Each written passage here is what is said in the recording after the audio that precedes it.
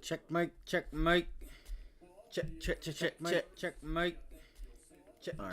Why am I hearing this in my AirPods? That is why. What's up, everybody? Good morning.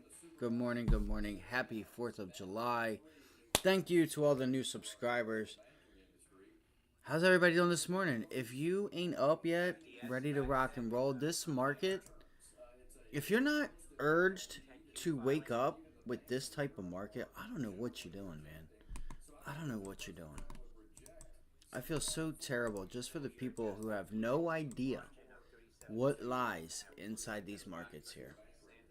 Anyway, I'm Justin. Welcome to the Ivy League live stream. We're going to start this stream off with the basics, S&Ps, Qs. We'll go get some of these levels. Very basic levels that have just been in here in this consolidation range. If you could, I know you can, so why do I say could? I hate that word. I know you can. No could, can. Hit that like button. Try to get this live stream trending. Subscribe. We get to 1,000 subscribers, you are in the giveaway automatically. If you do not want the prize, money, cash, cold hard cash in your hand, then just let me know. We'll pass it on to someone else. If you would like to help keep this channel free, donations, contributions, if you want to work with us, link is in the description. You can follow me at Ivy League Trades on Twitter. I did make 2 trades yesterday after the market closed. I took a small short on GME. This thing was setting up a bit bullish, but I said, hey, I'll take the 24 short. Right there, I took that just right back to VWAP. 2 standard deviations above VWAP, which is that pink line. Bang, I said that's a perfect entry point up there. A few other reasons there, which we'll get into. If you really want to learn how to do this and be consistently profitable, guys, last week, this week, just about every week, go back last week, go back to the watch list. I mean, I don't know how else to, all I'm going to say is if you would like some help, reach out or donate. If you want to donate or make a contribution to the stream, again, not my pocket. I'm going to get my money for my stuff and what I got going on. But if you want to help keep the stream free, donations, contributions are down in the link in the description. Reach out, okay? Reach out, and we can always do a one-on-one. All right, there may be some things that you may not be seeing or be using to help, keep you on the right side of probability. And to anybody that is out there that is just urging, just dying to make it, dying to just get that account up, you want a down payment for a home, you want a vacation, you want to be able to pay for your kid's wedding, your wedding, whatever it may be, guys, you can do it in this market. You pay your taxes, keep your, that's about it. You make your money, you pay your taxes, and what's left over is what's left over. Let's just hope we don't end up going to that route of them taking literally half of it, which would be a shame. So, reach out. You can find me at Ivy League Trades on Twitter. I would urge any of you, reach out, email, hit me up on Twitter. Go for a 15, even a half hour to an hour consultation with me. And I can almost guarantee you that we can help keep you, just with a few things, help keep you on the right side of probability and to start understanding what it is you're looking for that entry and exit. Anyway, let's get right to it. Thank you guys for joining us. If you have questions, throw them in the comments down below. And throw their tickers, whatever you guys want to cover. We'll go right into the S&Ps. The S&Ps were sitting right there, right around 550 this morning, 549. I'm going to be honest with you, depending on these labor numbers that we have coming out here in just a few minutes.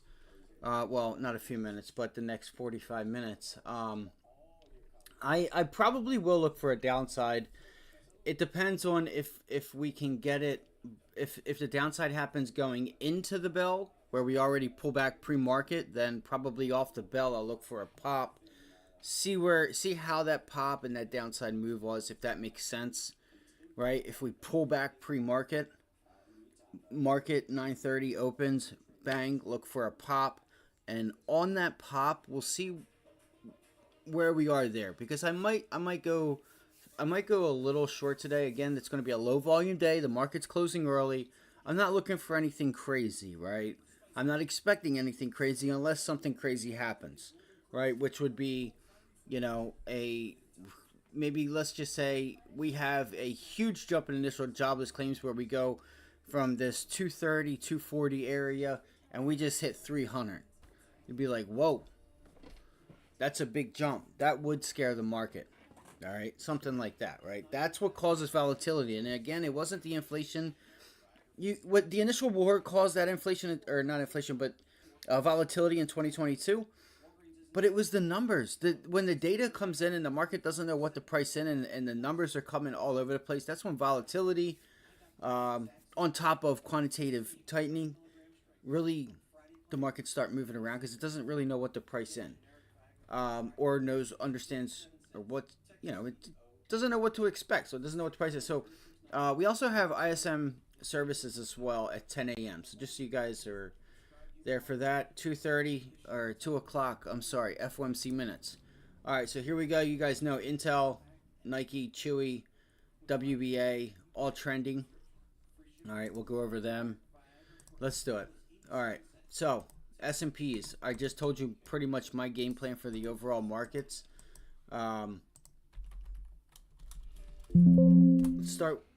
We can start with the SPY. I was actually going to go start with the Dow, but so again, buying the dip, massive alpha being put to work. My screen is frozen. Not my screen, but I hate when this happens with Thinkorswim. Okay, here we go. All right, so pretty clear levels here. We ended up breaking above that 546, 548 level. Now we look for this all-time high up here at 550. That's what I'm going to be looking for. I'm going to be looking for 550. All right, 550 is that intraday. 550 is the intraday high. Nice round number there, 550.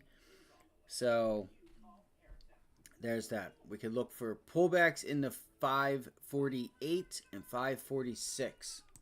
All right, so 548, 546 on the S&Ps is where we're going to look for pullbacks. At least I'm going to look for them. I want you guys to trade what you guys want to trade and what you guys see. Okay, you guys see that level right there? This one's actually at 547. 547. You guys see that level there, top right of the screen?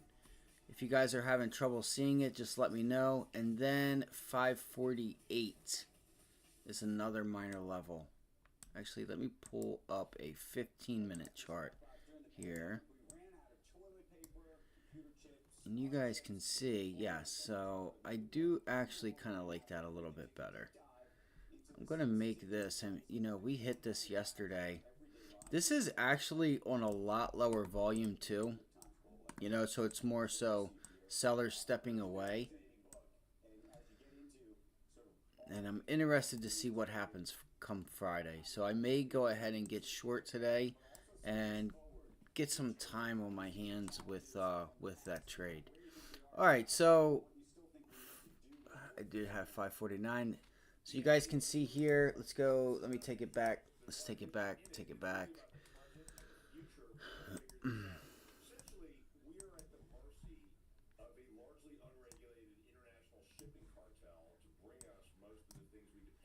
So you guys can see here, 548. It's a minor level. 548 is going to be a minor. Again, it's a minor. No Drake. It's going to be a minor level. All right. And I will say this. Drake is the only man that's been putting out music for the past 10 years. If it wasn't for him, wouldn't anybody have any music? So, no matter what side you're on, just remember that. All right, so you guys can see here pre-market, we're starting to hold this area at 549, all right, which was that high a day from yesterday. And you can clearly see we're just sitting right on top of it. We'll see what this data says. Maybe we look for a pop and then the pullback back down into 547. That's what I'm going to be looking for. But you have to say to yourself, if we do this to 548, 547 area, okay, then we can look for the long off the bell and then the short back into 547. That's pretty much going to be my plan today. It's pretty much that. No matter what. You know, I would like it if the initial jobless claims came in way under, because that would mean that this market would be right back down at 546, maybe even 545. That would trigger algorithms like I don't know what. If you just had a 220, a 215,000 labor market number, because then that means that the Fed is okay to be able to not have to worry about cutting rates at all. Now the market would start to price in a next year for the first rate rate cut. So it would just take it that way. All right, so that's the SPY. All right, that's the SPY. So I'm going to look for pullbacks into 548. If you didn't catch that, pullbacks into 549, 548, 547. Okay, 547, 548. And the 549 is only yesterday's high pre-market area that's holding, okay? So when I said 549, you guys can see here, it's just after hours and this pre-market level, all right? So that's that. Pretty easy. Pretty easy. Low volume. Remember, we do close early. QQQ. All right, so the Qs are starting to bounce. I said this yesterday on the live stream, guys. I said, guys, use the Qs. Just follow the Qs higher. Look at this yesterday. Look at this. Go look at the times. Go look at the time. I said, if you're looking for a trade, an arbitrage trade, follow the Qs higher. You could look at this pullback here. Let's look at the second candle on a 5-minute chart. What time is that? 10:25, right? Okay, where's 10:25 on the SPY? Oh shit. 10:25, but it was lower. It was a lot lower. What do I mean by that? Prior day's high, right? Qs were already busting through prior day's high, and I told you guys yesterday, guys, follow the Qs higher. That is your leader. Follow it. It's making new highs. It's above prior day's high. Let's get this thing going. Just if you guys are looking for a trade, I was just giving out a recommendation. I think I made 3 trades yesterday, 3 or 4. I could tell you guys right now, but I was 4 for 4 yesterday. All right, I made 2 small trades yesterday after the stream. So let's go back over these levels real quick, though. So what's going on here? Sorry, I'm just logging in real quick. All right, so the Qs have been our leader, and they are holding up. Same thing, right? We're just waiting for data. Again, we have data here at 8:30. This initial jobless claims. What I'm going to say is real quick, if you see the initial jobless claims come in way under expectations, not like way under, but if you see like a 215, like a 218, 220, this market should pull back. If it's right around in line, and I think it could be, because we haven't had really any major storms for anybody to like not work, or, you know, any outside work not work that week or anything. I can't think of any tornadoes or any major reasons. So this should come in right around expectations. This is they're previously 233. They're expecting 235. We'll see. I personally think you might even get 229, 228. It may even come in under, guys. So we'll see. If that's the case, then the market still, I think, pulls back. If it comes in above, the market kind of just chops around where we are, right? 237, 236, 235. If it's a break even, you know, I think we kind of sit up here, but I still am going to look for that downside move. In the overall, like, you know, tech sector, SPY and Qs is what I'm looking for. It's just when am I going to take it? So the Qs so close to closing to a new high yesterday.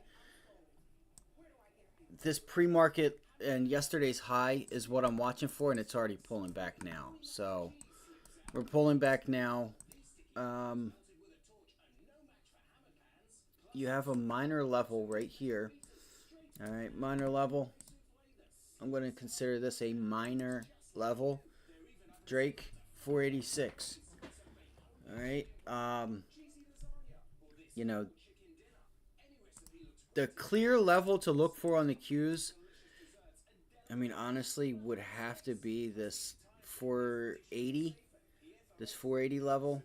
You can see you closed here. You pulled into it, bounced. Where'd you pull back to? 480. Gapped below, pulled into, right? You bounced into where? 480. Rejected it. Come in with a gap up, pull it back, forward, 480. 480. You get above it, you pull into where? 479.50. Boom. Boom. So 480, that trade line. Look for your 9 EMA, 8 EMA, whatever you guys use. You can see we're making new highs while the R's, there's just some divergence. Look at your MACD. All right, so you have a lot of negative divergence up here. So this is kind of leading why I'm going to probably do an intraday short along with one that has some time here. 482 and 480. Those are the levels I'm looking for. All right, 482 and 480. That is to the downside. Anything that's up high, we're obviously looking at 490, 489. You have nothing up there. So, you know, I'm going to repeat this again. If we pull back anytime soon, like right now, going into the bell, if the bell opens and we are down at 484, I will look for a bounce back to this previous high of 486. That's a nice 2-point move that you can gain. Let's go look at this with okay. So you guys can see here, we have retraced that move. You could look for pullbacks in the prior day's VWAP 484 and this level down here at 482. All right, 482. Let me do this. So I would like to see it. I think we can at least get ourselves a 484. So watch 484, and that 484 is going to take you right into like be like the mid to low 483s. You could get like a wick. You guys can see here. Look how it kind of just came down. And it's like 483.44, 483.45. But then you have this level here at 483 flat. So it's like resistance, support. There's a gap in between that, right? So watch for those wicks. Don't get scared. If you need to wait, you could get a gap there at like that 484 level if it goes to try and hold it, or at least catch like a, you know, I guess if you want to call it a dead cat bounce off of that. It's going to be an area. All right, it's an area. So your major level to look for on pullbacks is 482. All right, 484 and 482. 484 and 482 on those pullbacks. I doubt you get there. The low end of the range would be 478. 478 to 480. So that's what I'm going to look for. If you want to write it down, write it down. Pullbacks into 484.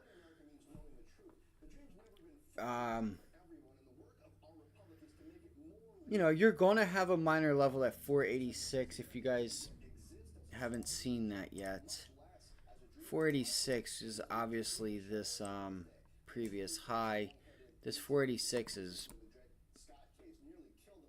you know, it's 480. So I would use 486 to 487 as like this whole like resistance area that we're sitting above. Right? If I had to, I would put a sell side box there. Right? That's what I would do. It'd be about $1 wide. And now we're above it. So I would think of it that way. We'll see. See, maybe you try for new highs and then it just fails and we get back inside of this range. I think we do. I don't know.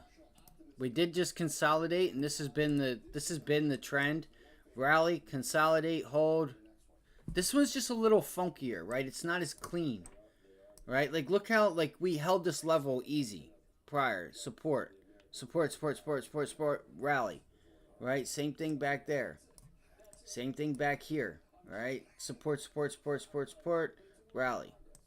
This one just seems, it's just a little weird, if you ask me.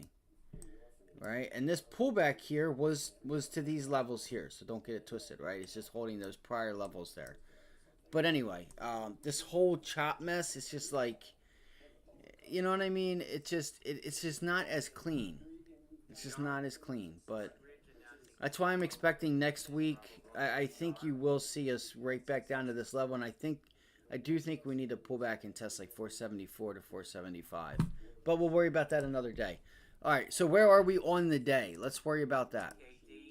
Where are we on the day? As far as markets, right? As far as what sector do we want to look for to be long? Where do we want to be short? What's going on? So the Qs are trying to bounce off of prior day's high. Actually, they just are trying to turn prior day's high into yesterday's close into resistance right now. That's what that is. 487. They're trying to turn that. It's trying to turn that into resistance. Let's go look at the Dow. So the Dow is way above yesterday's close.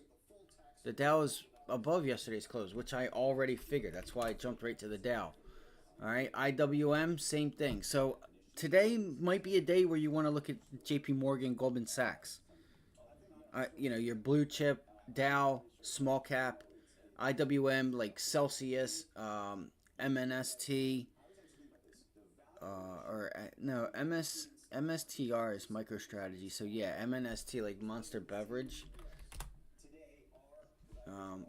Look, this thing has. Wait, I don't know what the hell's going on there. Oh, Constellation Brands. So this may affect that. Celsius always good for a pop. I don't know what's going on here. You have a pop and then a drop. So how about this? Let's keep it easy. Regional banks. All right, regional banks. They look like they're in a consolidation. They look like they're trying to rally. One thing I want to show you guys, SILV. Look at this daily chart. I want you guys to see something real quick. Look at that daily chart. Look at that daily chart, bro. What? Hit that like button, subscribe. If you have not donated or made a contribution, please think about it, especially if we help make you any money. Please do yourself the favor of reaching out to get some damn help. Guys, I think I have not had a loss this week and even last week. Like, I think this week I have had probably 12 to 14 trades, all green. It's been 2 days, 3 days. It's been 3 days. Today's the third day, but so SILV, this is one I'm going to be looking at. All right, we'll see if we can't get a pop there. This one I actually might go out to January and grab some like longs on this one. We'll see. All right, so you guys can see here the Dow. If the Dow is going to be our leader today, I will be looking for, and this thing is consolidating right now. This thing is consolidating. Let me remove all this shit.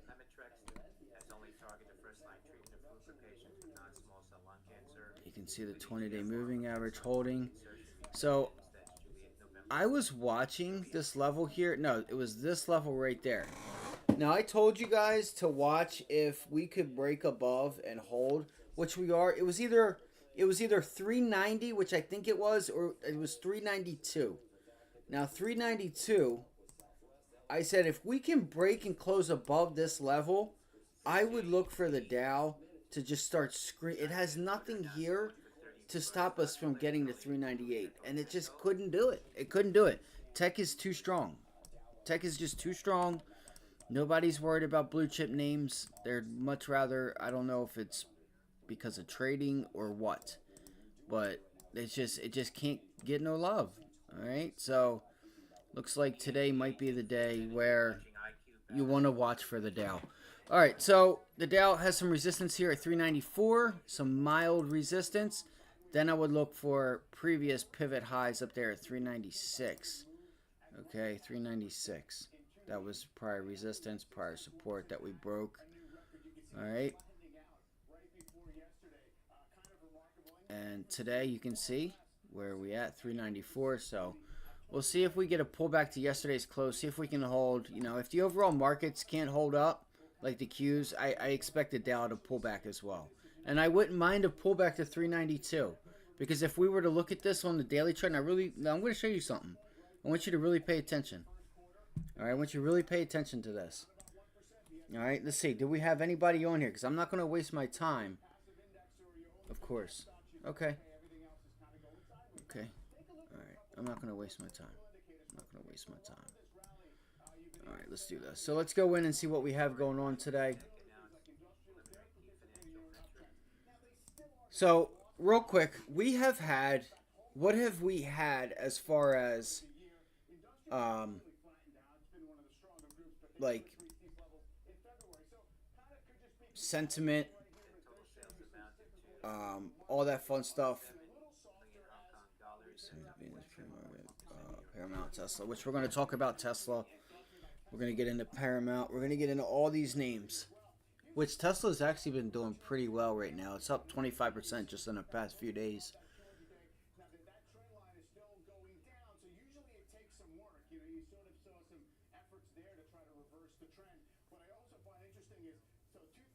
We still have gaps on Tesla. They're talking about Tesla on CNBC. I'll see if you guys want to hear this.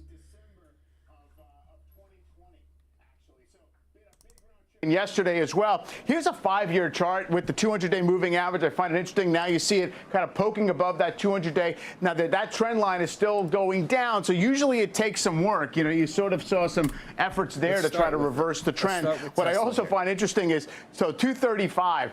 231 was the price at which Tesla traded as it went into the S&P 500 in December of 2020. Actually, so been a big round trip, chopped around that level quite a bit, but definitely kind of an aggressive burst yesterday, Andrew. Okay, Mike Santoli, want to wish you a happy Independence Day. Andrew. You're welcome. Okay, Mike Santoli. Meantime, we want to talk more about the markets. We got some data coming up, by the way, at 8:15. All right, so let's go. Let's bring up Tesla here. All right, so Tesla. So if you were to measure one of these moves, right? I'm going to show you something here. I want you to look at this. I want you to look at this. And I'm going to put up a chart right next to this. And we literally caught. What do you see here? What do you guys see? Tell me that these two charts do not resemble one another. Maybe not exactly, but there is a big resemblance between both of these two stocks where they did something, right? You rallied, and what'd you do? You consolidated for 2 months. You rallied 1, 2, 3. Bang. Bang. We were already a part of this Goldman Sachs trade. Next time you see this stuff, go, like, just identify some of these charts, save them if you need to, because you're not going to be able to remember them all. So if you have to print them out, put them in a binder, and just go through them from time to time and get recognize yourself with these same patterns that happen over and over across the market, you can be on track to be already on one of these and have time, whether it's calls, the stock itself, all that fun stuff. You could already be on this and not be scared to take it. All right. I was hoping for that pullback. We got a pullback into the 200-day moving average. You know, I told people, I wanted to see here if we would have held it. I wasn't watching Tesla when we pulled into 219, 220. That I wanted to still go long. I still thought that we were early. There was enough there's enough room here, and there's one big thing that all of this has in common that makes it comfortable to go long. I just wasn't sure if the long was, I'd have to show you guys here, right here. Nope, I can't do it with a 3 minute. So if we go to a 1 minute, all right, if we go to a 1 minute, I wasn't sure if we were going to get this pullback to like 216, 214. So I was looking at this 215 level for a reason. To 216 to try and get long, and then I ended up forgetting about Tesla. It's not that I forgot about it. I was just trading something else, and we held up this. You broke this level here. You retested it. Then look, you had a nice volume push, and it was just on. And I wasn't there because I was trading something else, but I will be going long Tesla. I'm not afraid to, because I know where I'm going. I have the exit. It's just, where am I going to enter? You know, where am I going to enter? That's going to be the question. We do have earnings coming up for Tesla, but see, they have earnings July 22nd. So we're still about 2 weeks away. At least 2 weeks away. 2 to 3 weeks away. So we filled this gap. So we identified, you had this gap fill. You identified this gap right here. 220. I'm sorry, hold on. 228, 227. I'm sorry. It's 227. Oh, you know what? Looking at this right now, I put it a little bit too high. That probably was why I missed that. Oh, look, you pulled right into it.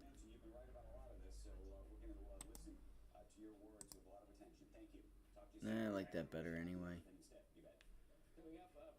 Alright, so 227 gap. I think you have to look for pullbacks into support, prior resistance. You're coming into another, we filled this gap here, right? That gap here at 233. We are at 235. So what I'm going to do is I'm just going to look for a level, like, it would be nice, but I doubt it.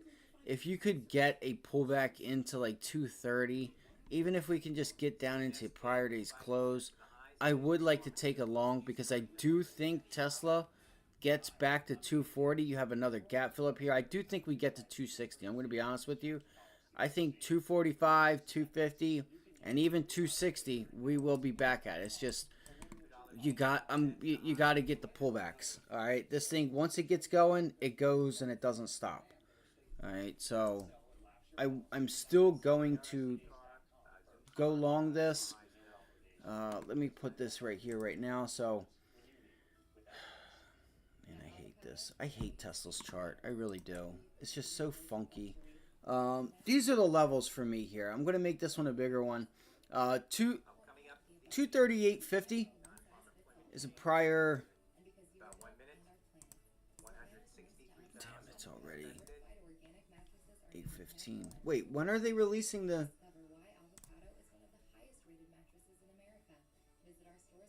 So Jellikins are at 9. That's what I thought. At 8:30. Okay, ADP employment change. That's what they were talking about. Major support level here at 230 for Tesla. So I would keep your eyes on 230 to 232, 231. Yesterday's close is where that's at. I do apologize. Sorry about that. I know my speech is awful, but prior day's high. So I'm going to look for that 230 level on Tesla for pullbacks in the prior day and look for a long. Okay. That level again is going to be 230. 230.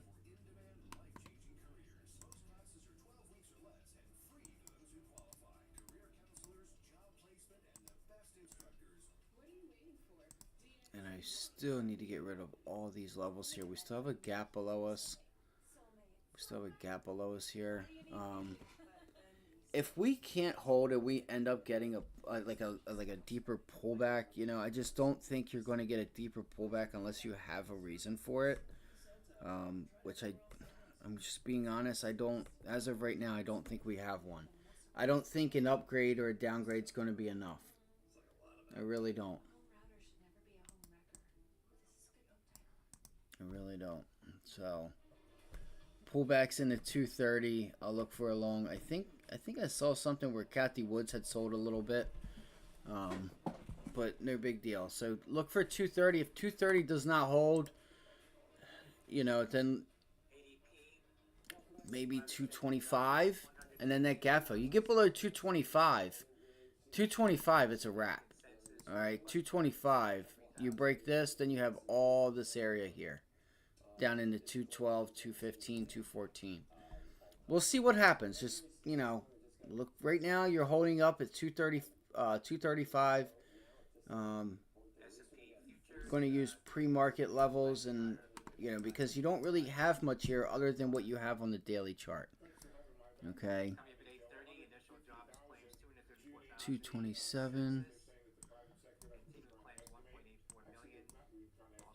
Oh, so I did not put that there. So there's your gap fill at 230.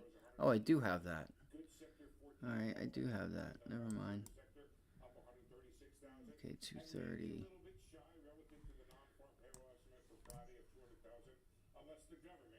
Yeah, I'm going to look for pullbacks into 230, guys. Why is that? Because you'll see here, bottom right, you'll see major level of support right here, support 230. It's like 220, 225, 230, 230 resistance. Pulls up, 220 resistance. And so you can't really, it's just in the area. So 230. 230. Gonna look for pullbacks into 230 and see. So 220. This may be the biggest and most important news here, though, is the median wage. They use actual data from millions of paychecks. And I hate this. I really do. I really do. It's so hard. It's so awful. It's so awful. It really is.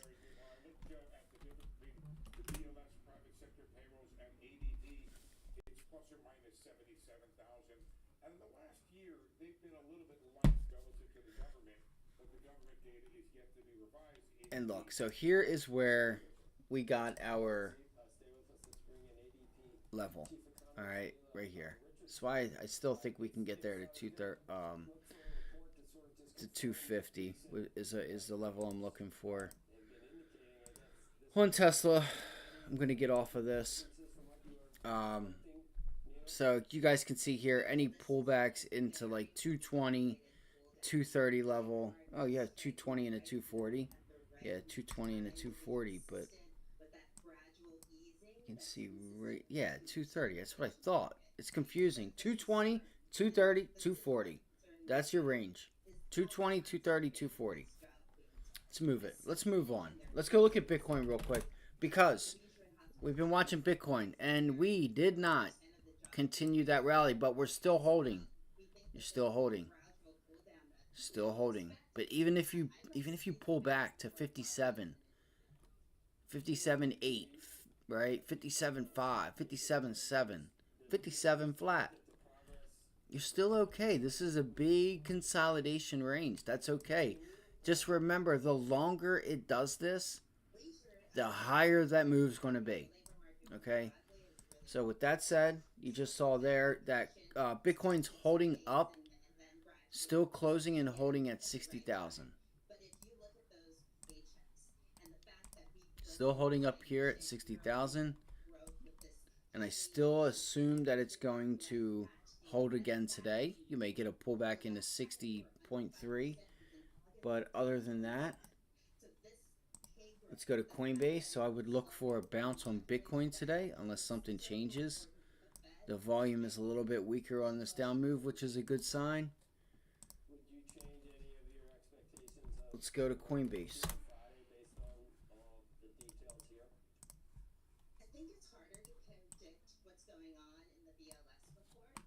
All right, so you guys can see here that Coinbase has, you know, you had this gap down. We bounce into the 20-day moving average up here, kind of flatlined it. We're stuck between the 20 and 50. So you could look for a continued rejection up there.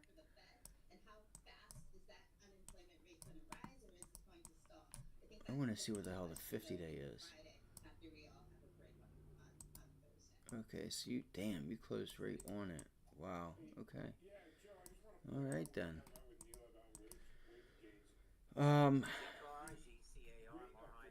I would look to be long at the 50-day. If you can get another pullback into like 227.50, 228, I would look to be long and go into that 20-day moving average again. 235, 240. 235, 240. So if we look here, you can look at it a couple different ways. You can look at this as, you know, a double top high up there. And you just made that pivot low from that double top resistance. And we start pulling back. Which this morning, you are below the 50-day.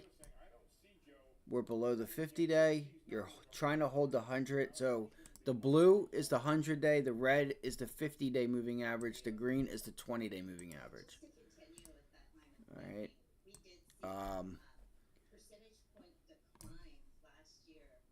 I still think you can get below this pivot low from yesterday. I know it looks like we're stuck below here at 225.50, but you know, honestly, if you want to, you can wait and see what you do up at the 50-day. I would wait and be patient to make sure that that 50-day is going to be a rejection point. I personally think you could look for a long at 226 to break the 50-day and look for a run back into 235. All right. So that's probably going to be my plan, is to look for this 224 to be support, like right now. Right? Try to make this support, and I'm going to look for a bounce. And then I'm going to try and look for pullbacks, longs, into like 230, 231, 235. That's the type of move I'm looking for today, depending on Bitcoin. Let's go move into some of the other names real quick. Let me actually, because I want to go into some semiconductors. There's a lot I want to get into, and there's better setups out there than some of these here.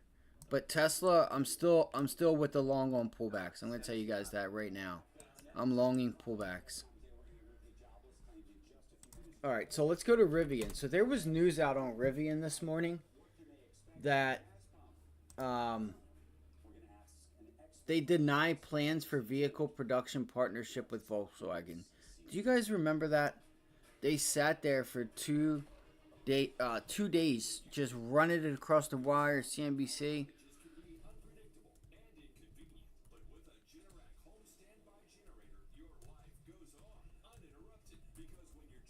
So they were taking that, they were taking this news and really pushing it out there. Like, I had mentioned how Ford did the same thing.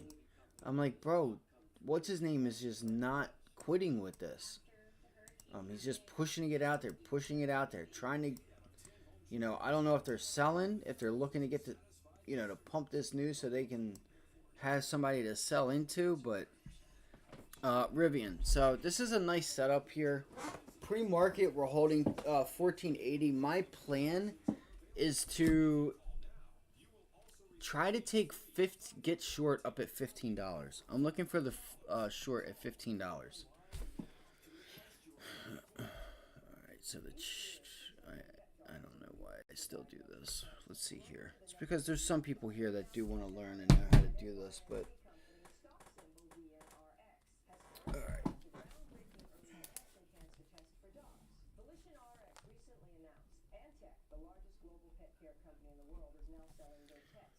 All right, so let me get this. See, prior days close. See these 9 blue tablets of 100 milligrams sildenafil, aka generic Viagra from CVS? cost a whopping $406 or $45 per tablet. Walgreens isn't any better. Look, the same 9 tablets cost me $417 or $46 per tablet. But shockingly, I got the exact same 9 tablets, the same 100 milligram strength from Friday plans for just 87 cents each.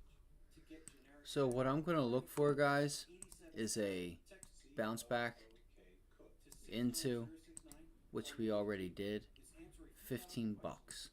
All right, $15, and I want to look for a move back down, potentially taking us to 14 flat.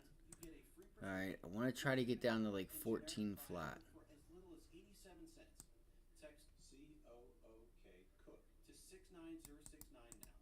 Now, if you look here, you have a small gap up from yesterday. This is the target that I'm looking for.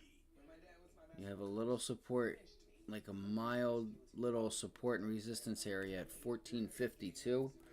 So Rivian, RIVN. If you guys have any questions, concerns, or tickers you guys want to cover, just throw them in the chat down below, and we'll get it covered. We'll go through it.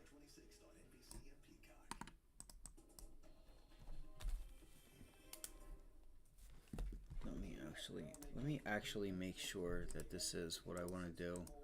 It's not even really because of the news either, but yeah, you know, this one I may actually swing trade this as well, because this one could be a nice winner. It could be.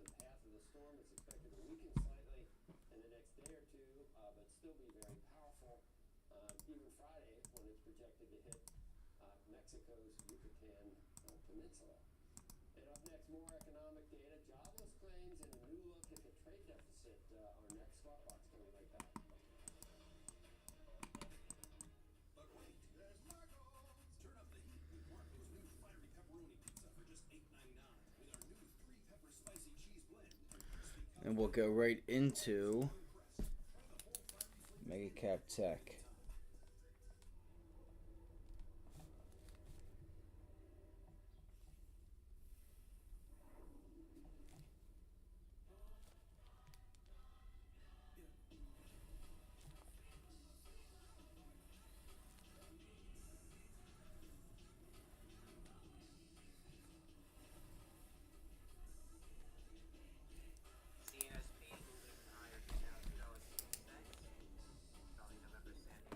Alright, so yesterday, after the stream ended, told you guys I took a small short. There was something else. Let me look here real quick, because I meant to do this earlier.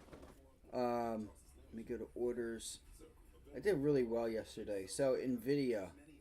So, I traded it. I traded games. Let's see. 7-2. Yesterday was the second, right? Yes. So, we got long NVIDIA. All right, we went long NVIDIA.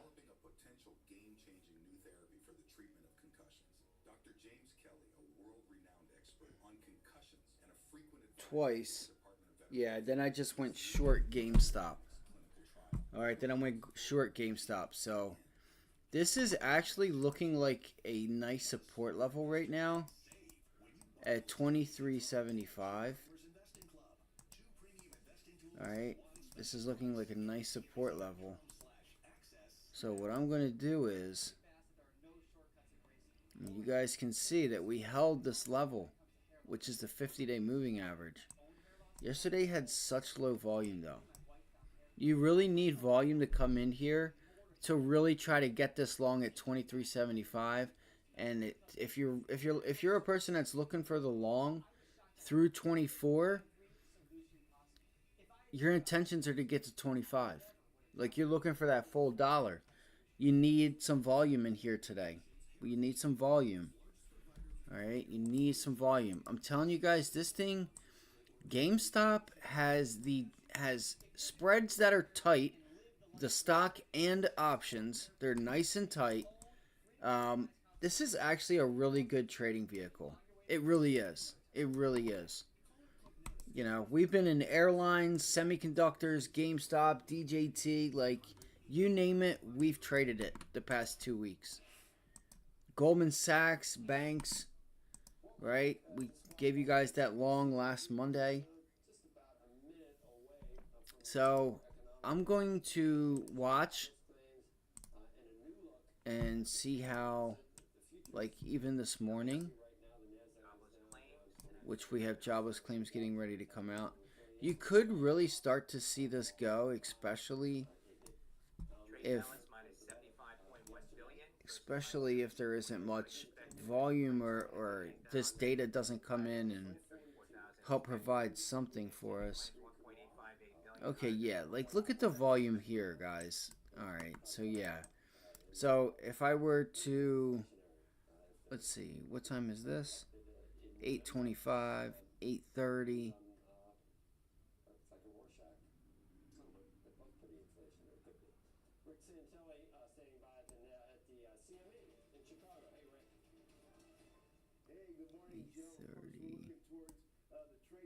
What is that? 595.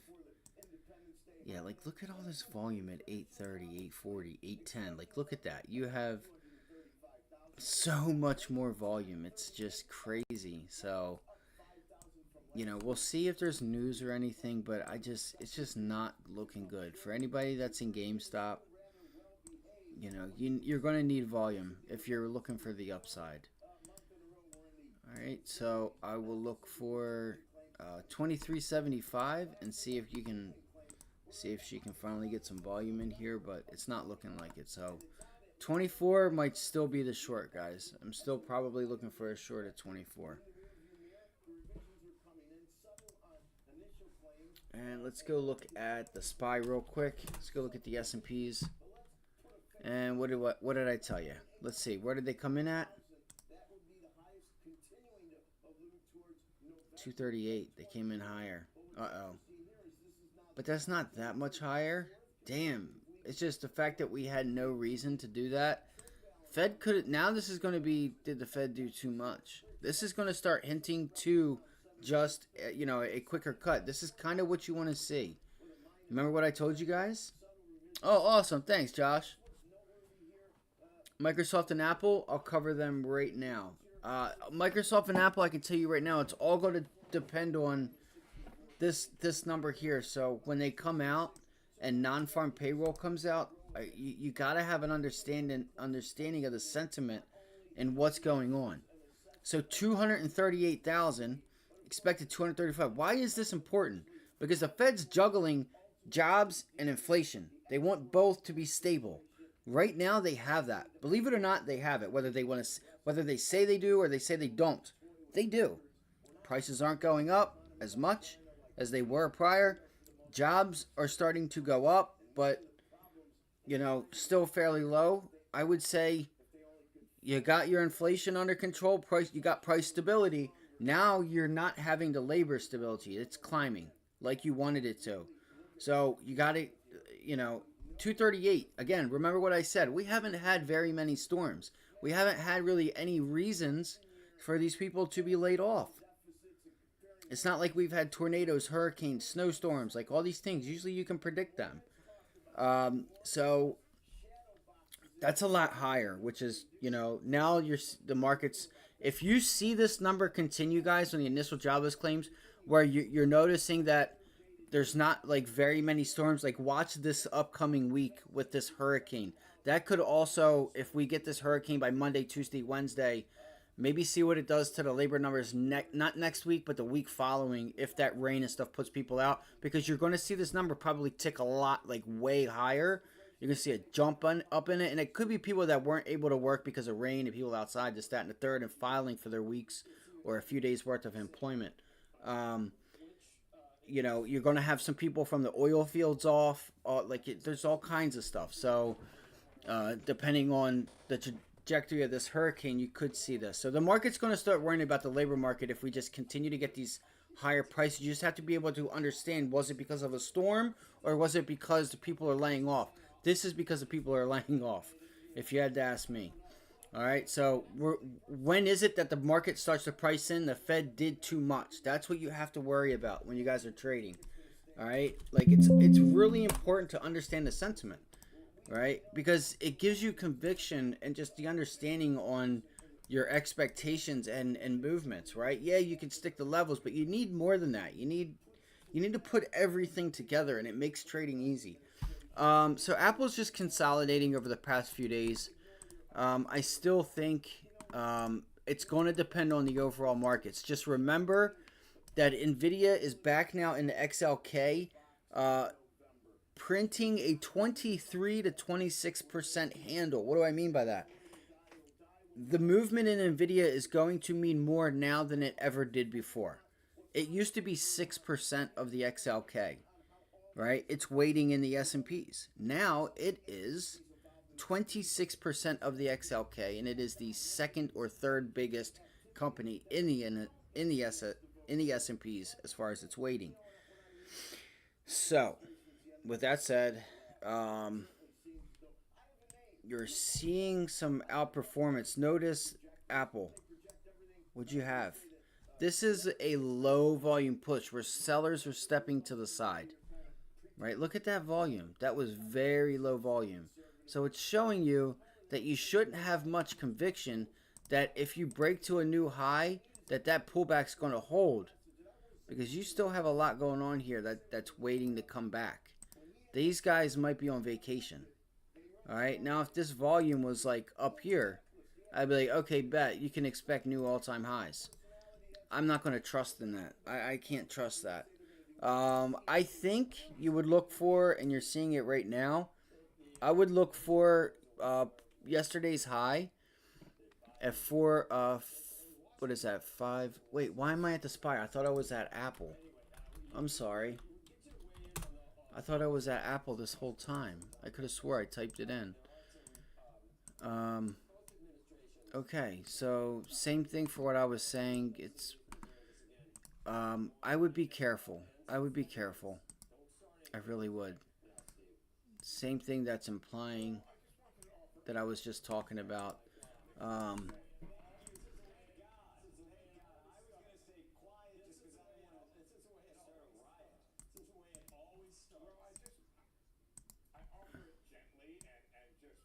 So what I would look for is a pop into yesterday's high, Josh. Look for a pop and see if it pulls itself back. It has momentum. I'm not saying to short it. So this would not be a time to short.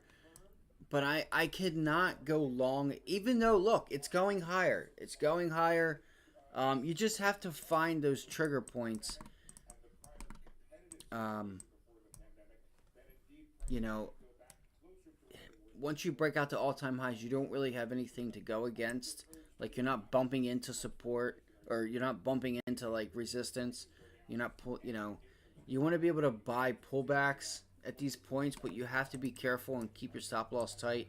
This is where, I'm going to be honest, this is where you want to be a buyer. Use your daily trend line. You wanted to be a buyer on that pullback into the 9 EMA, or the pullback into the 20-day moving average. These are all buy points, right? Look what happened last time. See how you pulled in this wedge here? What happened? Right? Look at that that green line is that green and yellow line. The yellow is the 9 EMA, the green is the 20-day. Look at the volume. Bang. Why is that? Because buy orders are literally sitting here at 191.88. Right? If we go up, we anchor it up on this pullback, 192.69, 192.24. So all in that 191.80, 191.75 to like 193. You have orders that are above this level. So as it pulls into it, all those people are getting filled on that pullback into the 20-day. So in and around it, on it and around it are a bunch of buy orders here. And that's where you see this volume. Bang.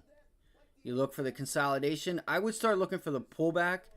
And you have to understand how to look forward, right? So if I'm looking forward, and let's just say we have a gap up today, right? And let's just say we have a pullback, right? We start to have that pullback. That pullback is going to start yanking that 20-day up. So I'm going to be looking to be a buyer down here at 214, 215 area, which was your prior resistance that you got above. You made it support. Or you just look for it to just sit here, and the longer it just sits and it doesn't move, oh my goodness, I'm sorry. So it doesn't move, and you just kind of like sit here, kind of just hang out. Those closes are going to start yanking that 20-day up and the 9 EMA, and you just want to, if you're looking to be a buyer, that's where you want to be a buyer, right? It's shown you before that these are areas that are holding as support. That's where institutions are coming in, and that's where you want to be. You want to be where the big money is, because that's who is going to pay you, and that's who moves and makes markets, right? Market makers don't make markets. Institutions make markets, and you see that right here, right at that 20-day, right? Right in and around it. So, you know, that's what I would do. You can trade it. You know what I'm saying? You can intraday trade this thing. But if you want those real big trades, like look at the volume that came in at the end of the day. Why is that? Because you're 2 standard deviations away from that daily 20-day moving average. Like, you're just really extended. Like, even if you use the basic 50-day, 200-day, 100-day, which is 50-day is this red one, and the 200-day, look how far extended we are. So you're going to start seeing this sell volume really start to probably step in. They don't have to. They don't have to. But it's likely that buyers are not enticed to buy it, right? It's just how when you look at things. Like, if I'm going to be a buyer, I'm probably not going to be a buyer up here, right? Would I look for a pullback into, like, you know, this 217.50 area? Sure. We could look for a pullback there. Maybe it holds. But 220 is the target. So last week, I brought up Apple. All right, I brought up Apple on this pullback. I said, guys, 212, 210. Let's look for a long. Let's target 220 because it's a psychological 220 level. We marked out this range here with this box. You can see this box to the left that I had there. Let me go back and undo that. So this rectangle, we knew we were going to pull back into this area, and we wanted to be buyers down here, and we wanted to look for 220. We've hit 220 yesterday. And you're seeing us pre-market not get back up there. Like, that was the target. Buyers probably really aren't going to step in. Maybe what I would say is, as far as an intraday trade, because I got to hurry up, is if you get like a little pullback, look for the bounce off the bell. Get short up there in that 220, and then you could probably short back down to like 217.50, 218. All right? You would want to, if you got short up at 220s, the low 220s, 221, 220.50, 220.25, right? Up in this area, you got to understand that there's a minor level, okay? And I'm saying a minor level, which you would take profit in front of, right? Right here, right? Right there is a minor level of support. You could just sit here and consolidate. So if you got short up here, look to take your first piece of profit off in front of 219. But I would look to get back down to Monday's pivot high, this double top here. I'd look for 217. As your target to the short side, and then possibly flip long, right? You could possibly have a low position there, look for that pullback, take your profits, see if you start holding up at 217, go 217 long, back to 218, 218.50, 219, at least into yesterday's close. You're probably going to get you're going to put in that lower high, all right? Probably something like this. You probably pull it back over the next day or so, then you'll bounce, probably put in a lower high, probably pull it back 213, and then by the end of the week and the next week. So yeah, but again, there's strength here, so you just have to see, are the sellers going to step in? You could just continue higher. You really could, because it's a short day and whatnot. That's got to be up to you. You know what I would do is what I would say.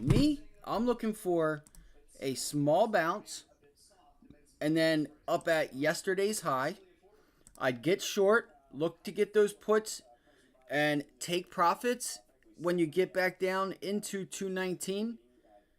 And I would be targeting 217. Yes, that's what I would do. I would look for pullbacks into 217, 217.50. That's what I would do. It's a small trade. You might not make much money, but you'll make money. You might get you know, it's hard to say. I haven't traded Apple in a while. But me personally, I'm looking at, you know, 220, like yesterday's high. I'm looking at prior day's high. And it looks like you're going to bounce. You're starting that bounce right now. So you guys can see you're going to hold 219.50 as support. Let this thing run up. And you probably get like right off of the bell. Honestly, right at the bell, you probably get something like this. Boop. You probably get like a wick. Like, let's say at the bell, let's say we open up at like 219.82. You look for that like move up higher. Bang. And then it drops. That's what I would look for. A quick pop on the bell. The bell rings. Quick pop. Right into 220, 20 area. 220.40 even. And then I would look to get short that wick. Like that bounce higher. So that's Apple. Okay. So Apple. You know, 216 actually looks like the area that could be really nice to get a pullback into. 216 area, which would be yesterday's low, yesterday's open. All right, yesterday's open. So we'll probably have like an inside out day, right? You'll probably trade between, you know, 217 to 220, which is a nice trading range if you get that.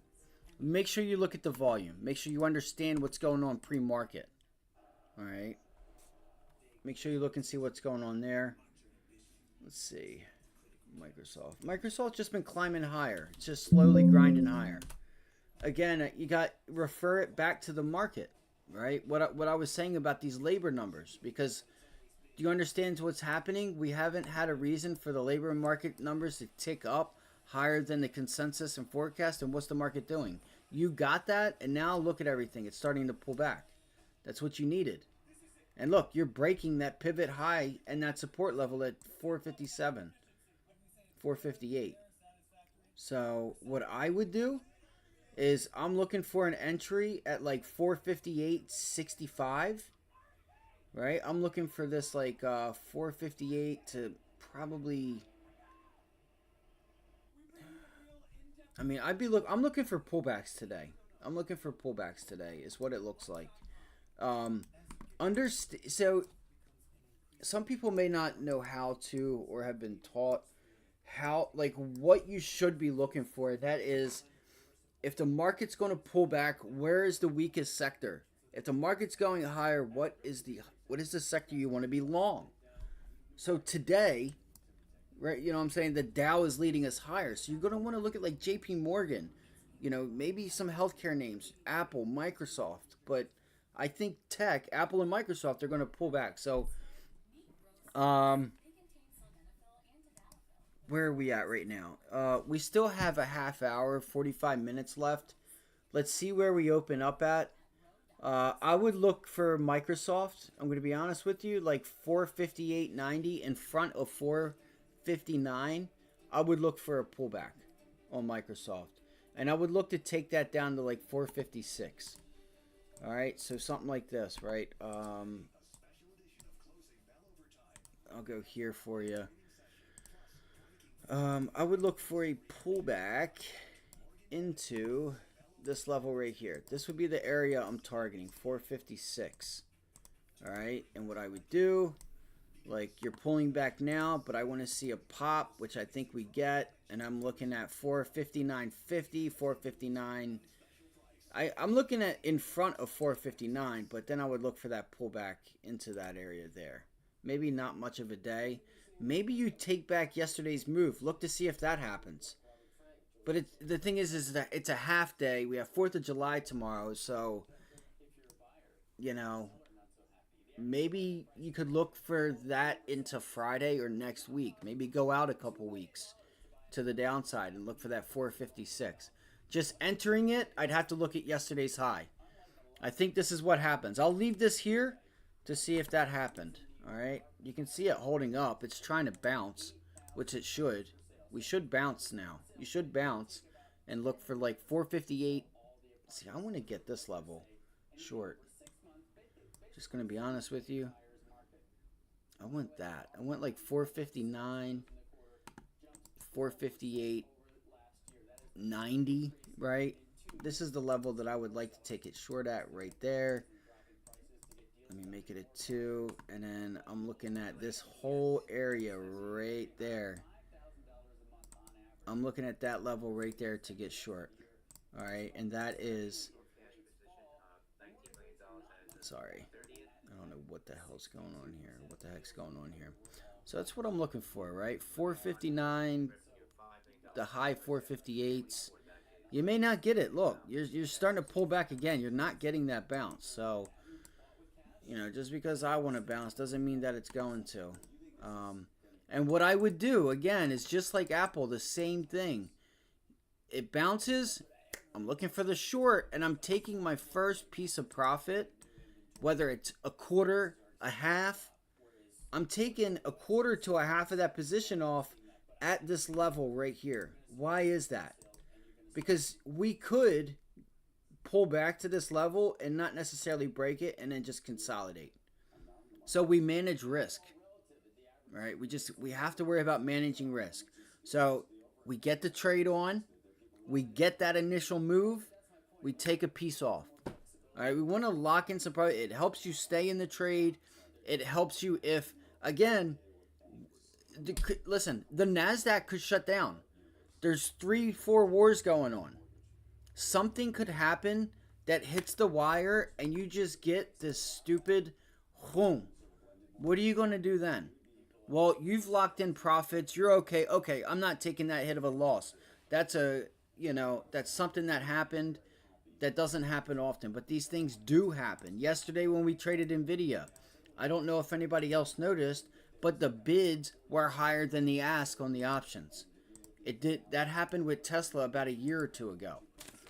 All right, back when we were going through that COVID stuff, right? You were paying more getting in and getting out than you should have been. There's just mistakes that happen between the exchanges, and just anything can happen. So you get that initial move, take some of that position off. That way, if something happens, you're covered. You're helping yourself out, and you're staying in the trade. Then you can really be, comfortable. All right. So I need to get back. So let's go look at NVIDIA real quick. This is one that we've been trading, and I told you guys that I expected NVIDIA to pull back, kind of hang out down at these lows. People were looking for this buy trigger. I don't know what the heck they're talking about. They must not know what buy triggers are, and I don't mean that in offense to anyone. Tesla. So we're looking for pullbacks on Tesla. We're looking for pullbacks on Tesla. 230, 235. You can see we're rejecting up here at 234. Watch prior day's high. I am not shorting Tesla. I'm not shorting it right now. I would not short it. That's all I'm going to say. I would be a person. I'm going to be myself at least buying pullbacks. It's just where do I want to get that pullback? I was trading NVIDIA yesterday, so I missed the long yesterday. We talked about yesterday trying to get long down here at like 217.50. And then 218.50 ended up being the pivot low. Watch for see, you might not get it, but just look for the low 230s. Look for the low 230s. Make sure you understand the volume that you have. It's important. Like this morning you have some profit takers. But I still think this trend continues for a few different reasons. All right.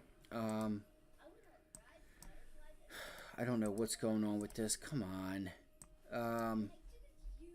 You can see a lot of selling pressure in here this morning. So there could be a nice opportunity for like a scalp long, which it might start now. Like where you could take like a nice quick trade here from like 234 right up to like 238, 236. Nice 2, 3, 4 point move. Quick like rip higher right off the bell. And then you also could have people, or you could wait for that bounce off the bell, right? Let's say like the candle look like this, right? Where you have that, and then but you have that long wick, right? So it's up to you. I'm not telling you guys what to do. Where you look for the pivot, that quick push lower, get long, take your profits on the extension higher, or you wait and you take the short on that wick higher. But you guys got to know what, I don't know how long you guys been doing this. I don't want you guys doing things that you can't do because you haven't, trained yourself to be able to do it. Or, because it even comes into more than just time. Just because you've been in the markets for a long time doesn't mean you're going to be good. Because you got to actually work and train at it. And you have to take days where you're not worried about making money and practice. Practice entries. Practice exits. Practice, honing in on the skills on different patterns. Like, maybe you need to be a little bit more patient, but, you got to make sure that stock is working with you to be patient. Understanding level 2 and time and sales and, practicing. So when I say some of these things, I want you guys to know I've been doing this for over about, 11, 12 years now. 10 years. So, so Tesla, me personally, I'm going to look for pullbacks, let it find support, whether that's prior day's high, prior day's close, and I will look to go long. I'm not going short Tesla because we have my goal is to take this thing to 250, possibly even 260. Yeah, and that's what I try to tell people. I'm like, guys, if you guys really, really just, like, there's so much more that I could go in depth with, but, like, if anybody makes a contribution or a donation to this stream, again, it goes to the stream. It does not go to my pocket. Okay, I'm making my money. We can always do a one-on-one and really help you guys so you guys can see the picture, right? Because there's even stuff that I'm not saying right now, that, to be able to paint the picture of the future. It's not about, like, predicting the future, but being able to look at this, right? Being able to look at this and know what it's actually telling you, because there's a lot going on here that some people may not see or may not even, like, recognize how to take certain things here, right? Is this a blow off top from yesterday? No, I don't think it is. But, again, I'm going to be looking to buy pullbacks. I'll let it show me that this is going to be a pullback and not a sell-off, versus what the overall market's doing. Like, Goldman Sachs is still up at highs here. This could be a nice trade today. 465 longs, pullbacks into 463.50. I would say 464, a stop loss underneath 460.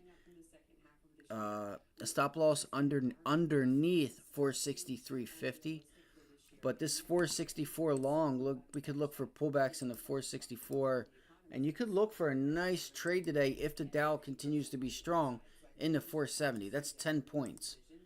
All right, so that's a 10-point move on Goldman Sachs. We could look at JP Morgan real quick. This might be where your strength is today, and that's where it was yesterday.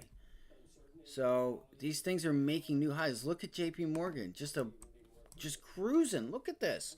Nobody's talking about this. We've been trading this thing for months. We've been trading this thing since back here, right? Back here, well, really, I guess you could say for the past 4 or 5, since the beginning of the year. So now you're just getting that extension higher. Here's the thing is like, I think this is one last grab. So you got this rip here on the banks because the banks just came out and raised their dividend. All right, so NVIDIA, sorry. Let me get back on track. NVIDIA. We've been trading NVIDIA all week. Now, we've been trading it to the long side yesterday and Monday. We took this pullback long, but we're short. Like, we understand that the real move should be short into like 117, 118. And then you look for that 2, 3, 4 day long. All right, if it shows it to us. Yesterday was we hung out at that 20-day moving average. Let's see, where are we at right now? 121.86 was the last order filled, and we're below yesterday's close. Let's look at NVIDIA real quick. Come on. So, you have this, it's like two different levels. Like, so this to me is your real support level, all right, which is like 117.50. I feel like 117.50 to 118.50, 119 is that whole area down there is that's where buyers are. All right, and if we look at that 117, this pullback, if we start to get like, if we could see like a bounce back up to 427 and then a pullback, that would really help to get this 50-day up here into this double top area before their dividend thing. Look for this to, like, we're looking for NVIDIA to start meeting this into like the low like the 114, 115, 112. But we got to get that price action for that first. So, all right. Right now, I would say, so 120, so 121.88. All right, it's 9 o'clock. Let's do this. So, we stuck prior day's low. I have so many lines on here. I need to get rid of this. I don't, man. I wish we could be long right now. I think you got to be long. I think you got to be long NVIDIA. If we can get this, I would like to see a pullback off of 122, and we get a pullback into the bell. And let's say we open up at like 121.47. I want to look for that long at 121.50, 121.47, and I want to go to 122.50, 123 is where I'd like to get to test yesterday's high. Let me pull this up. There's still news. So I would watch yesterday's close, which is where we're at right now. Let me see here. I just think like this thing is ready for a long. It just can't get buyers. Like there's just no buyers stepping in because this gray box. This is where your buyers are. You know, so just like yesterday, I'll probably do the same thing, guys. I'll probably be doing the same thing as we did yesterday, and that is looking for pullbacks into 121 to be long. Like, this sucks, man. So, yeah, we should get it. I don't know, though. They might take this trade away from us pre-market. Because I don't think they're going to give us the pullback to 121.50. This is what I'm talking about right here. Like, a pullback off of that level, which it's doing now. You can see that candle. See how it's pulling back? I would want to see, like, a nice pullback. And then the bell, bing, or whatever. They ring the bell, and then boom. I want to look for that pop. Like a Jamaican. Boom. Brook clock. Right off the bell. Right into like 123. 122.75. It's a nice trade there. Then you would look for that pullback and, you know, pop into yesterday's close. Up there, 122.65. Look for a pullback. This is what I'm looking for right here, right? Pop. And then look, bang, pre-market highs, we get long, boom. And then we look for Monday's close. I'm still looking for that 124 level. I'm still looking for that bad boy. All right, I'm still looking for that. I wanted it yesterday, and we never got it. We just could not get above 123.50. And that's why we were taking profits on those longs, like understanding that the volume is very low. We just are not getting the extensions we're looking for, and it's just struggling. We're in a downtrend. So, like, right now, like, I'm just surprised that they're not getting NVIDIA up off of this level. But I think any pullbacks down into that area, in the 121.50, 121, I'm getting long. All right, that's what I'm going to be doing.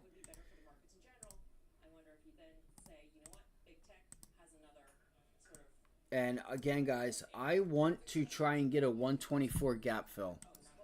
All right, you guys see this gap up here, and you can see, you know, even like, so 123 looks like it's starting to become a minor level here. It's like 123. I have 122.60. Let me pull up a 5-minute and a 15-minute real quick.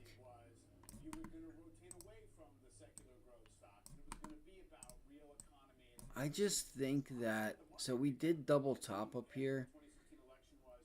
I just think we got to get this gap fill. I do.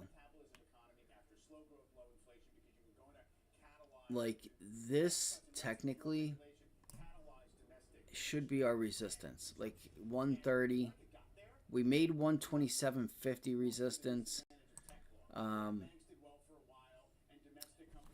I would like to see another rejection of 130, right? This is where our sellers are. They're up there. And we're just stuck with no motivation from any of them. I'm looking for 122.50 to be support. All right, 122.50 if we can get that. Feels like it might be difficult. Let me pull this up. 123. So if we get long today, guys, I'm going to tell you guys right now, watch for 123. But personally, I want to get a pullback into... See, we're below that. We're still selling off, which I think could change today. Here's what's going to stink, all right, is if the Qs continue to the downside. Let me throw this chart up right here, 3-minute. Pull this up. I have way too many lines on this chart.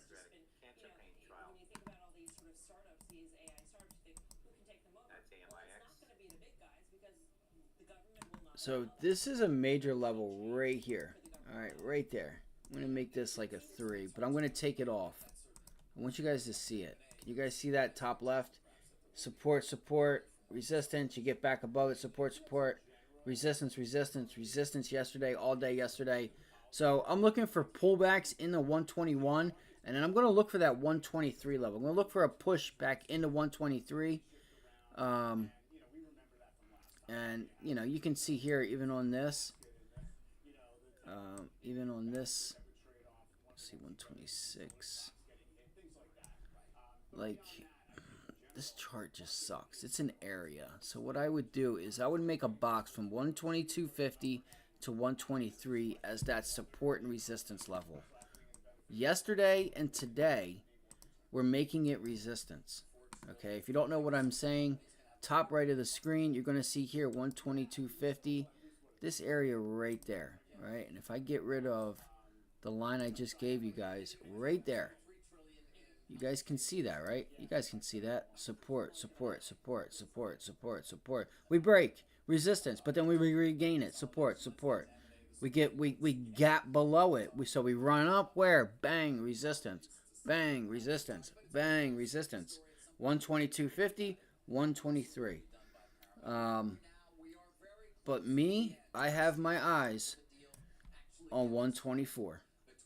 I still have my eyes on that. I want to bust through 123, 122.50. I want to start turning that into support. It's going to be hard to do if the Qs can't, you know, really bounce, but you know, you never know. We'll see. There is divergence, right? The Qs have been going higher, Nvidia's been going lower anyway. So there's already that divergence. So who's to say that the Qs can't pull back and Nvidia go higher? If we get it, if we're lucky, I don't know if we're lucky enough. If we do get to yesterday's low at 121, I will be long. I just don't think we'll get it. So I want to move on here. It's 9:08. I got to hurry up. I'm going to give you guys another really easy, possible easy trade. I would be careful with it. Let me get my stuff figured out right here real quick. Let me do this. All right, and then I know this is tough to see. It's hard for me to see it. All right, just give me 1 second. Just gonna hurry up with this. You gotta be fucking kidding me. Sorry for the language. I apologize. I gotta not do that. Just breathe. It's almost 4th of July weekend, dude. All right. So there we go. So I got that. Let me yank it up just a little bit.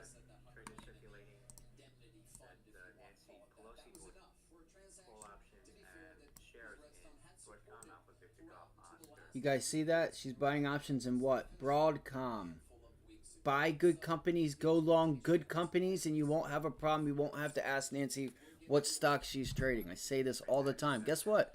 We bought Starbucks, and we went long like 3 to 4 different times and got paid like an ATM machine. Why? That company ain't going nowhere, and we bought it off the lows. All right, so like right now, if you're not buying NVIDIA on pullbacks, just like the other stock I said, and it's back at highs, if you didn't buy it. Oh, Snowflake was our other purchase. We're not expecting anything soon, but Snowflake, last week we talked about that. All right, so sorry, I know I have ADHD horribly. Let's do this real quick. So today, guys, yesterday was like pretty much a flat day for NVIDIA. Let me get all my stuff zoomed in here and ready to go for when the bell opens. Apply. Okay.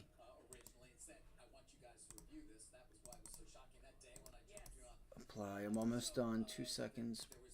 Boom. Come on. I'm going to leave that there because I might use the 1 minute. 121.50. All right. 121.50 time and sale or level. Yeah, time and sales. Level 2 level. Boom. Man, selling pressure. Okay. Let's look at real quick. Let's go to ARM real quick. Let's go to the daily chart. You can see ARM is holding up. Had a nice day yesterday. NVIDIA did not do that well. So we took this pullback, right? This pullback right here at 150.75. And what's happening? You're also not seeing it because it's a holiday weekend. But what's happening here? Right? Look at the tails that are popping in right here. Why is that? Tail. Why is that? That's because institutions are placing buy orders. Like if you looked at it from like as like a row, right? From 154, pretty much every penny, every 25, every 50 cents. There is just this whole area right here. From 150 up to 155, there's just buy. So as this pulls into it, you pull into that box, buy, boom, and then you get that rip back because they're placing orders on it and around it as entry points, right? Because they're buying for the long term, and these moves, whether even if it's to the downside, maybe they've triggered them to the downside, to the sell side. They've turned those buy orders into sell orders, which honestly wouldn't happen, but up there is really, because we're seeing sellers continue to step up, right? Are you seeing sellers step down, or are you seeing buyers step up, right? If buyers are stepping up, willing to pay more for the stock, they want to be in it. The chances are the stock's going to continue to go higher until sellers start stepping down, which is they're selling at a lower price because they want to get out. Like just the sentiment of that alone, in and of itself, kind of speaks volumes, right? Like this stock's going down and I sell something, I'm like, I don't care. I want out of it now. What does that tell you? I went out now. So that's not good. Chances are the stock's going lower. But if I'm willing to pay more for something, well, there's an obvious reason that there's like, why do you want to pay even more for that? Okay, maybe I want to rethink about selling this or not buying it. Maybe I want to start buying it too, right? So understanding that kind of sentiment. So sellers here stepping up right here at the 20-day moving average on ARM. Nice day yesterday. I would watch this level right here at like 160, 159.85. Watch this 160. Pullbacks into one. See where we at? 162. 162.73 was the last order. 162.73. 162.73. Okay. So we are still below this level here.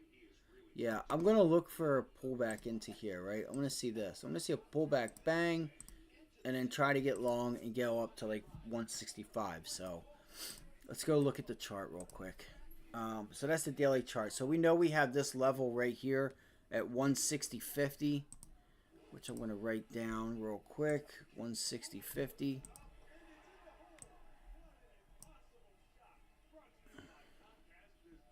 Which we have that. Boom, boom, boom, boom, boom. 161. This is a nice level as well.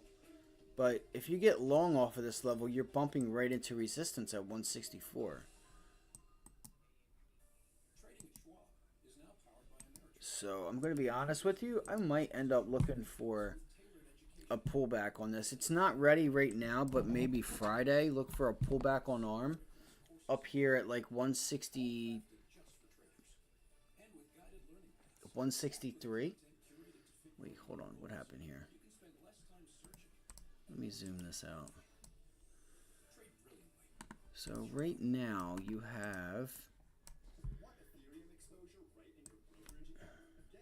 Just hate when this changes up. Yeah, I want to look for a pullback. So if we can get a bounce into like where we try to break out higher, which you already rejected it this morning at 164. You guys can see here at 164 we started to reject. See how we popped? Look at this. Look at this area right here. This whole area right there, right? Look at that. And what was that? That was prior support. All right, if I take you back, look, support. What did you do? You fell into where? 164. So now that you broke it, you're popping back into it. Now we look to see, okay, are these sellers still here and going to step up? Chances are if the overall market pulls back today, sure. So what I would do is I'd look for a bounce off the bell, hit that 164, look to get short, look to take this back down to 160. And what did I say on the daily? Look for 164. Yesterday's close. Look for a bounce into yesterday's close and a possible rejection. And a pullback into 160 to see if buyers step up to do one of these. Right? But from now until lunch or now until this afternoon or just for today, this is kind of what I want to see. I want to see if just today ARM gives you one of these. All right, see if this is what we get today on ARM. Okay, if it looks something like this. All right, see if it's something like that today. And I just drew that candle. Let's see if that's what we get. All right, just a nice day where it just pulls back. You get a couple, maybe you get like a wick or something on each end of it. Up, but we closed down on the day, but we're looking at buyers holding it up here at 160. Buying at 160, selling at 164. That's what I'm doing, guys. All right, that's probably what I'll be doing today. We got back to 160. You look for the pullback, which would be today, and then bounce off of 160, possibly, you know, later, the end of this week, going into next week. So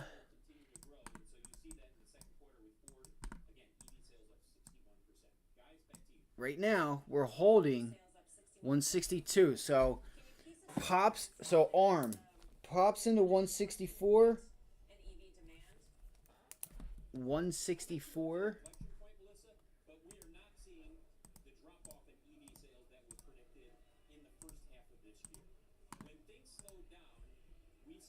What is that?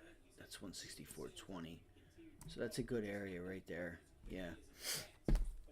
164 short. I'm writing that down. I'm looking for 164 shorts. And look, so what are we doing right now? What are we doing right now? You're popping. Back into where? 163, 164. So I'm gonna look to get short this bounce. All right, if that makes sense. You guys can see right now we're starting to bounce. So I want to see something like this. Maybe get another little candle. Maybe get another little candle right there, and then boop. We'll see if we get something like that right off the bell. All right, that's kind of what I'm looking for. Does it happen? Doesn't have to happen. No, anything can happen. But 163, 164. I'm looking to get short. Let me actually rewrite this because it's a dollar area.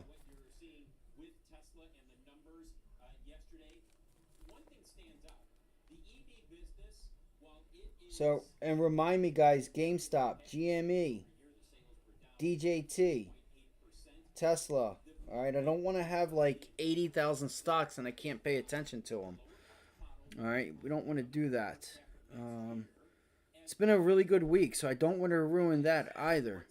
So my position size today will probably, not probably, I'm going to tell you guys right now, my position size is going to be pulled back a little bit because of, you know, possible, you know, volume not being there with 4th of July tomorrow, and stuff like that. But I'll tell you guys as I go through it, you know, conviction, what things look like. So ARM, 163, 164, and I'm going to target 160. All right, I'm looking to get a pullback into 160 to see if we can turn that into support. So target 160, and as we get into 162, I'm taking profit. 162, if I get this trade, okay, which would be a 163, 164 short. As we are traveling into 162, guys, I'm going to take profits. I'm going to take like a quarter to a half of that position off because you'll probably get a bounce, look to break 162, and I'm looking to get down to like 161 to 160. I would like to get to 160. It's a half a day. Remember that. Your IV is going to, you know what I'm saying? So if you're going to trade options today, understand that because it's a half a day, that you're going to lose value if you buy out of the money just a lot quicker. And you may not be making as much. So make sure you get something that's going to give you follow through. It's 9:21. I didn't even go through none of the news. Another stock real quick, though, outside of like Bitcoin. Look, Bitcoin is, what did we say? Look, holding. We're going to look for that bounce. mRNA, Moderna, guys. So you finally got the support level here. I'm looking for Moderna, and it's been weak, and I told you guys it was not ready for a long. It was not ready. So you could look for pullbacks. Well, it's rejecting now. Fuck.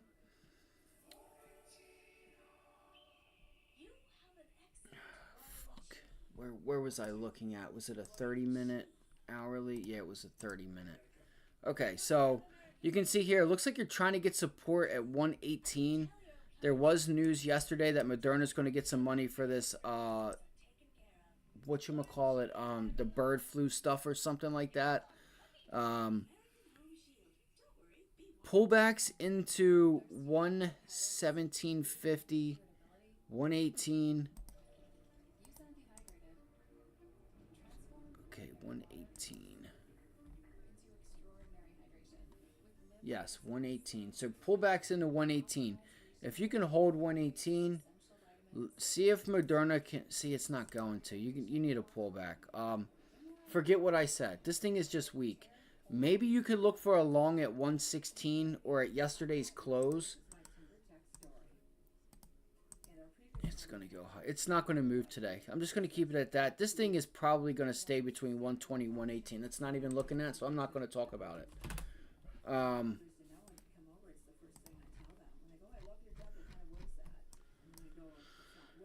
shit. AMD. It's a nice support level here at 163.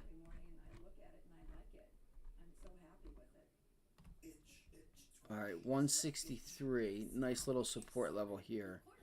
163 to 165 long. That could be a really nice trade. That could be an okay trade today.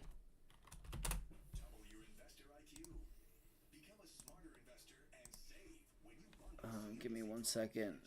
Let me see here real quick. See this real quick. So you guys can see here 162, but 163, this pre-market level there.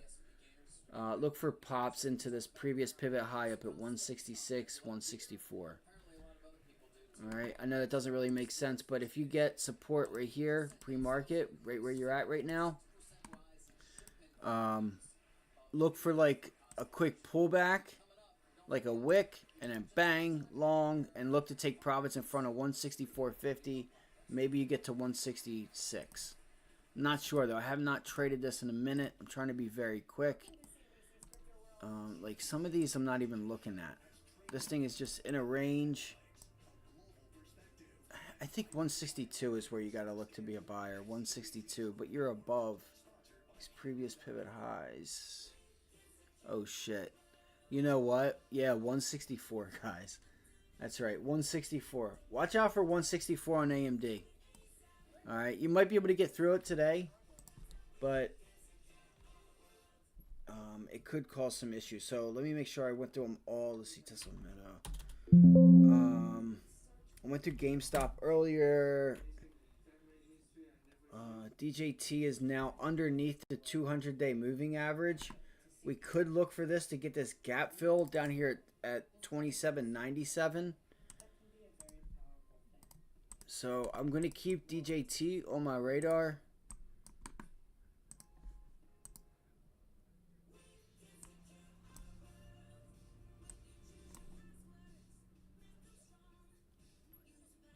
$9.26. So we have just a couple minutes. We have a couple minutes here. Damn, that is some nice buying. 692,000 at.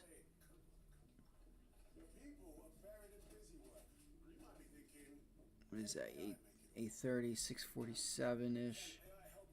Yeah, so this volume is really low today. That volume is really low. Okay. All right.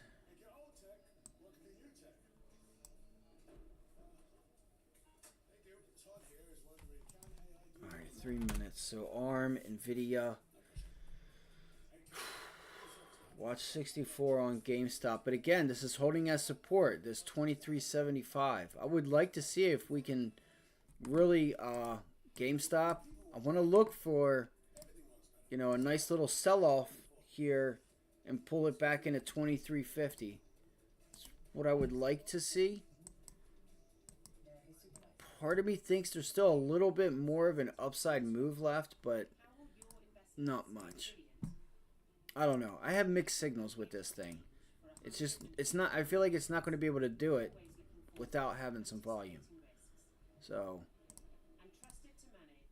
2 minutes. What was I thinking? NVIDIA real quick. Let's go back to NVIDIA. NVDA. Alright, so it's pulling back here. NVIDIA's pulling back. And we're looking for 121 to 120 as supports, but 121. Yeah, so we should look for it. Nice. So we're going to get a pullback here. I don't know how I did not see this. I'm going to wait and let NVIDIA pull back off of 122. Dude, why did I not see this on NVIDIA? Bro. Alright, maybe you look for 120 today. How did I not see this? Alright.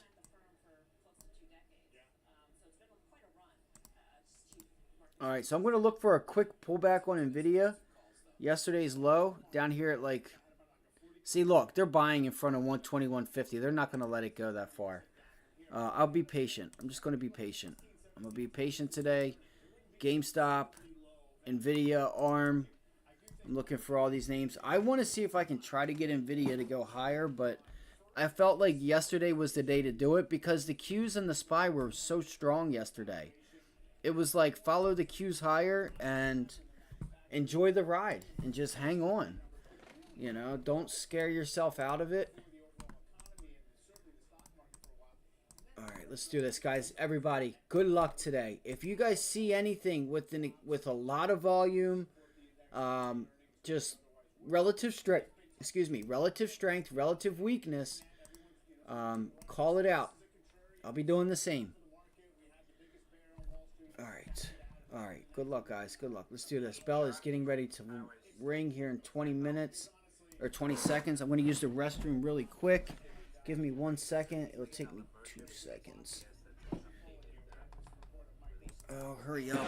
It's been tough to keep up. So, you know, I think net, everyone's, you know, there's going to be a rush to say this is a contrarian sell signal for the market. We had the biggest bear on Wall Street carried out. It happened in 1999 with Chuck Clow at Merrill Lynch.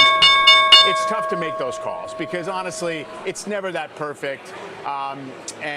You know, it just seems as if there's just lots of push and pull in here. We had this report of Mike Wilson at Morgan Stanley maybe getting a little bit sidelined at the firm, but he's still there. Yeah, he is. Although who has the greatest influence these days, if any, among strategists? Because Wilson obviously had a great call for a while on stocks being strong, then reversed course incorrectly for quite. Let's see, those fucking jerks, you fucking jerk.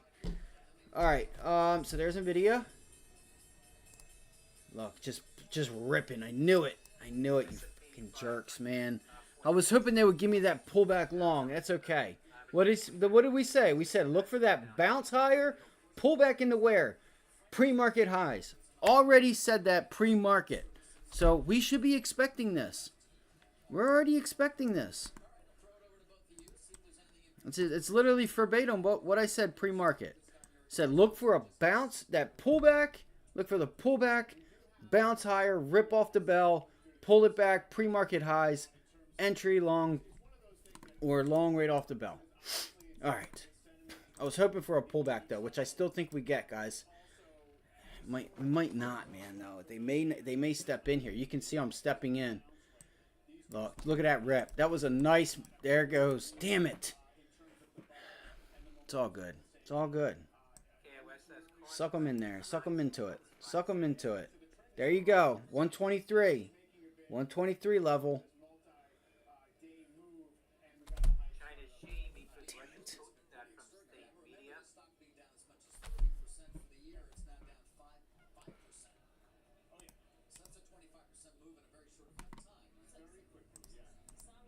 Oh my gosh. They're going to take this move from me. Oh my gosh. Especially after Nancy bought it. Shit.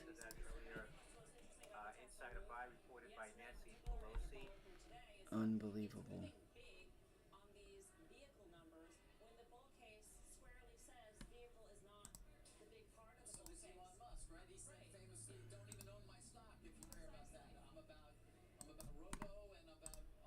It's got a little bit more room to the upside. There it was. There's your pullback. There is your pullback long. Sorry, this is a commercial on CNBC. And I am not ready. I am not ready. ARM.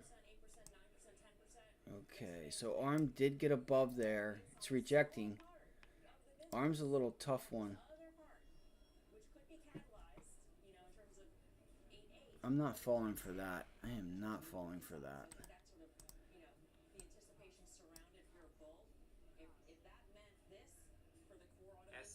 There it is, 164. 64. So your level is 166. So your resistance is up there at 166.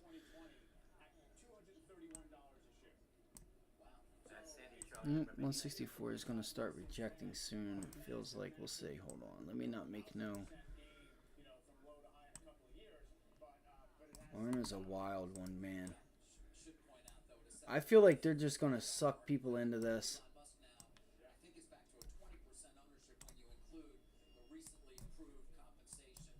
Bro.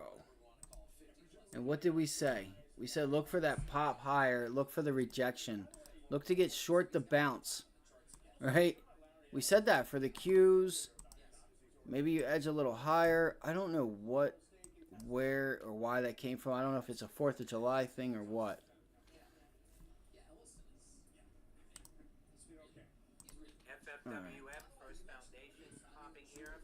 I know I should have done this all prior. Look, Tesla just getting a nice bounce off of that pullback. So you can see pullbacks are being bought. Still pullbacks are being bought, and I'm missing NVIDIA. It is what it is, man. So fuck. You gotta be shitting me, man. You gotta be shitting me. I still think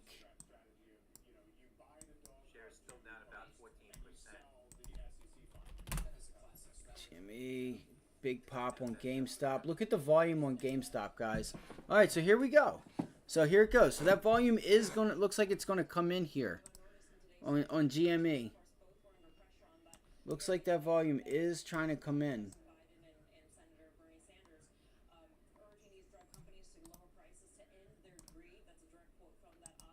And then it just stopped. I haven't.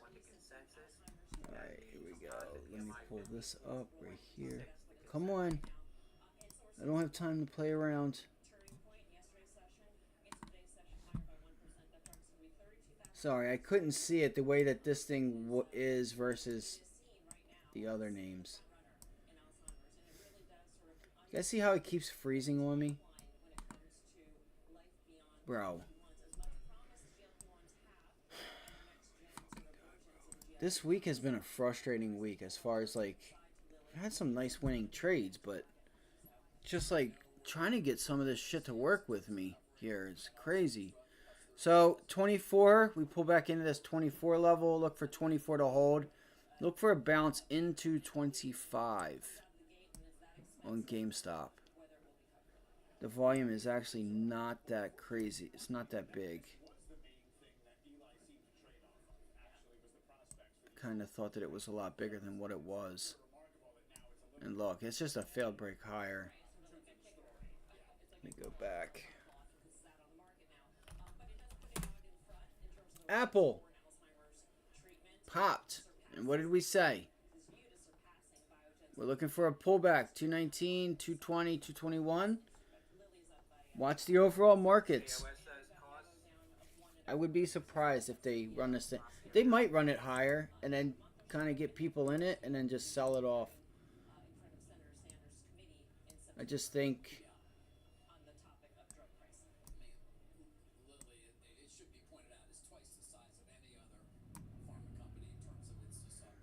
some nice volume today too, kinda.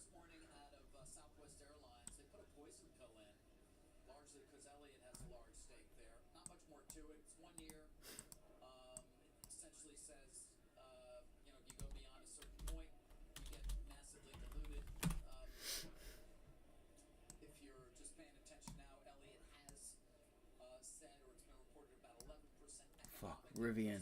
Give me 1 second, guys. There's your pullback on Microsoft. Alright, so we're getting the bounce on Rivian right now.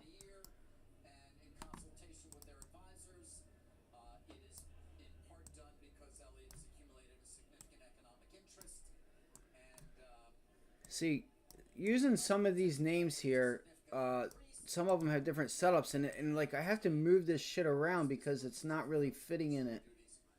And I can't really see what's going on here. Alright, so I want to look for a short on Rivian, guys.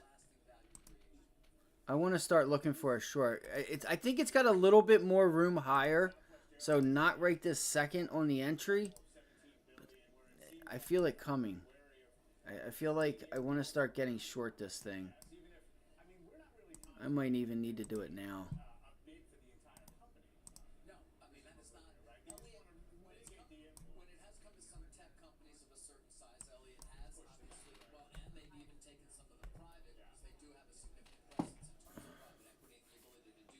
Alright, let's see.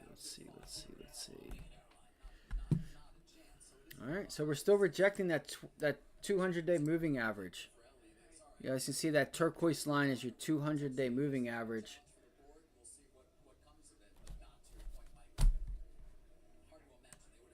Remember, today is shortened.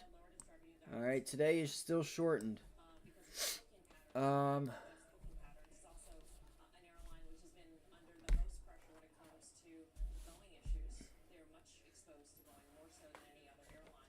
All right, so I'm gonna go with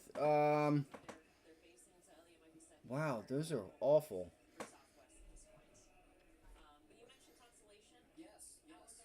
We can come back to those as well. Yeah, the stock is up a bit on earnings, right? It is amazing what the beer category has done for it, and the continued gains in market share that they've made after the Bud Light boycott. Just give me 1 second here.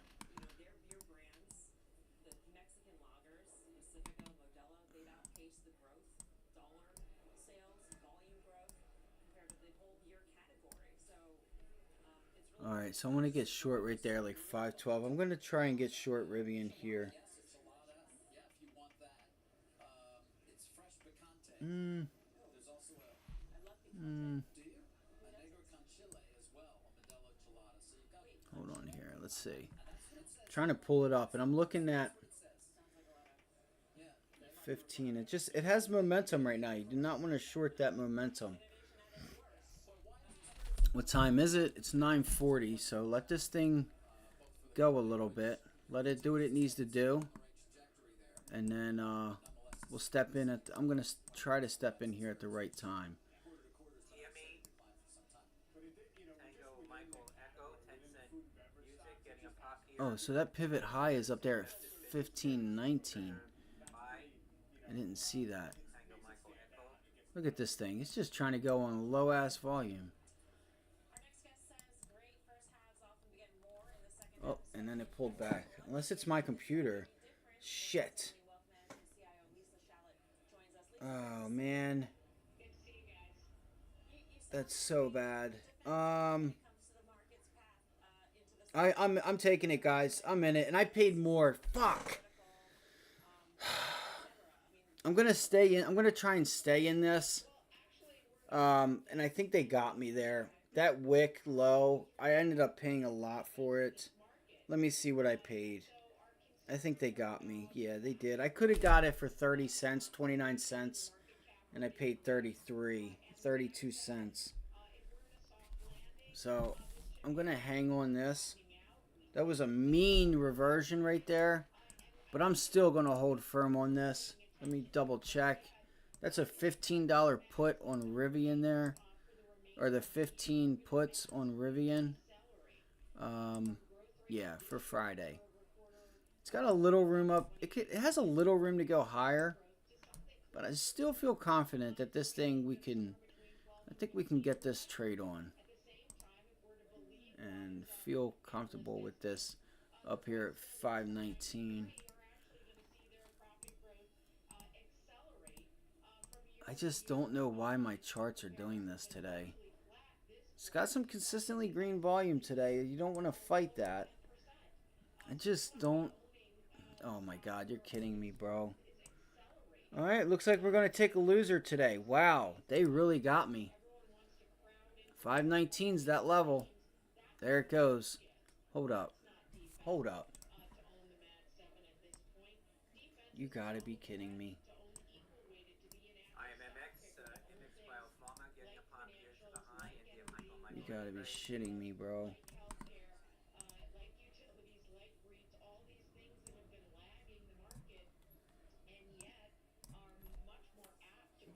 You got to be fucking kidding me. Damn. They got me. I knew it. I even paid more. Look at that volume. Closing up at highs. I need a pullback. Coming up, the S&P Global Services PMI for June, 55.1, the consensus. Well, there's the first loss of the week. I'm still in it. I'm still in this thing. 1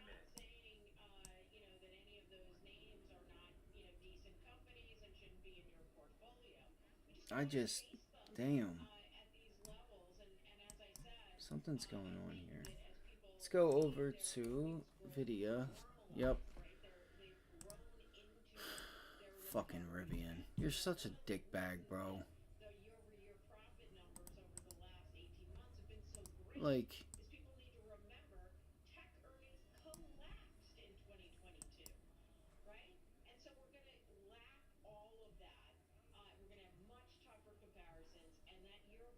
Bro, 10 cents. You gotta be kidding me, bro. On that, you serious? You fucking serious? Unbelievable. They really snuck the shit out of me on that, bro. They really snuck the shit out of me on that. Fucking piece of shits. Unbelievable. Unbelievable.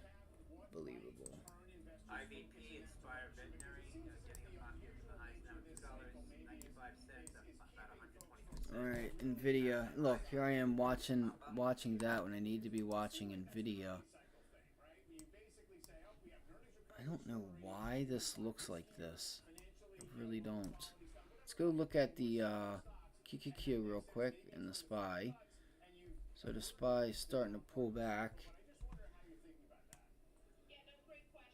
I am still in NVIDIA. I should have put in some limit orders there. 54.6 expected. Services PMI 55.3 versus 55.1.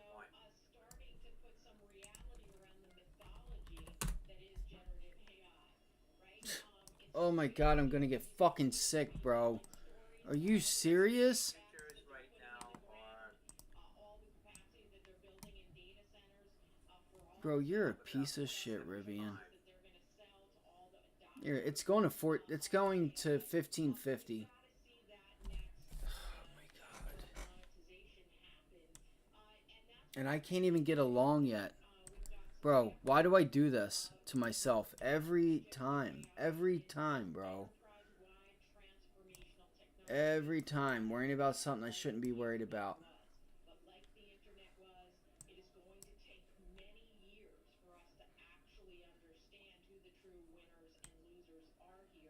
Was that 1550?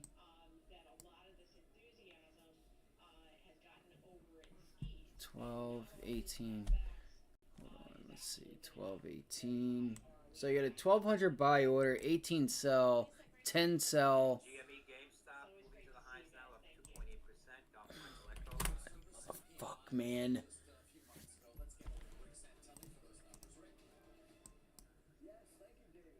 Okay, so you guys can see here. Watch GameStop at 25, 24.96.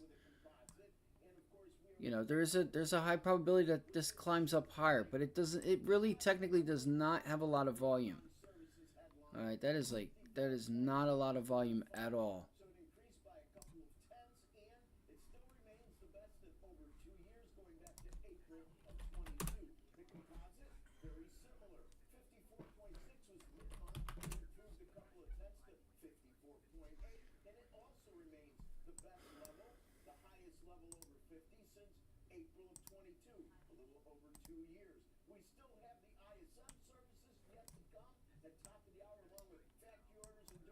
All right, so let's see if we can get this NVIDIA 122 and see if we can man,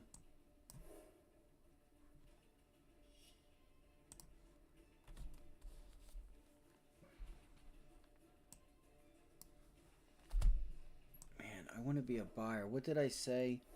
One arm. Bro, I'm getting smacked, bro, on Rivian.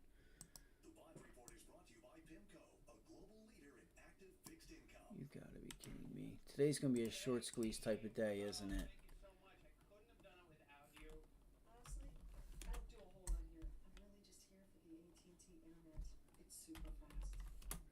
Alright, so I have something going on. I have a lot going on with my charts, guys. I'm gonna let you guys know this right now.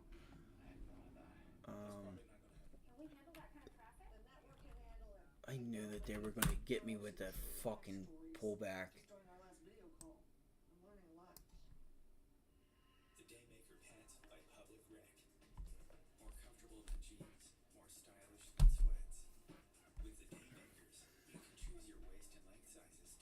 Market closes, I think, around 1 or so. Getting your dream kitchen is easier than you think. Cabinets to Go can design a beautiful, high-quality, and affordable kitchen makeover that's sure to wow. I'm gonna throw out some limit orders. I kind of want to hold this. Today's Wednesday. We have an off day, so that's really gonna damage these. From a free 3D design to installation, Cabinets to Go can do it all. Visit a Cabinets See, that was our resistance level. It's like 1490 to like 1550, I guess. It's an area. So this is still, you know, the entry was the hard part there. Because you guys can see here on the bottom right, this daily chart, this really nice support level right here. Right? Support, resistance, support, support, support, resistance, resistance, support, support, and then resistance. So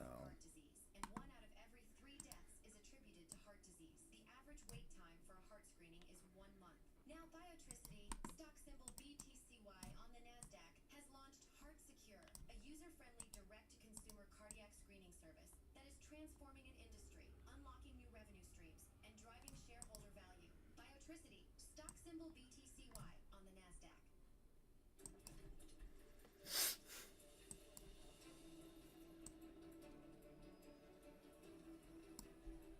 if you're not comfortable, get out of this. You could take a very small loss depending on where you got in. You're taking a very small loss if you're not comfortable. All right, if you're not comfortable. I'm looking at this previous, looking at prior day's high right here at 1509 or so. Look at that. If we can close below this, it's a 3-bar reversal. If you can close like down here, you're going to take that and that out, which we didn't. Yeah, now you open up above yesterday's high. Let's see. Pop. No, I think we're good. I think we got this. I think we're all right. I'm gonna hold on to this for a little bit. I'm gonna hang on to this. I'm at least gonna stick to my targets, and that's 1450. Take profits in front of 1480. Let's go. Let's go. But I'm still break even because I fucking took the wick early in this morning because I didn't get my entry correct. Damn, look at that volume on that wick. Come on, baby.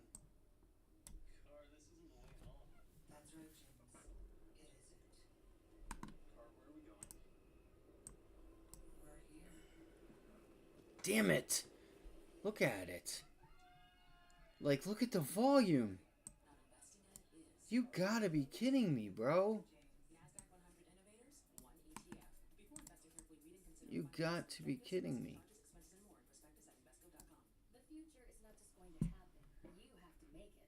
And if you want a successful business, all it takes is an idea.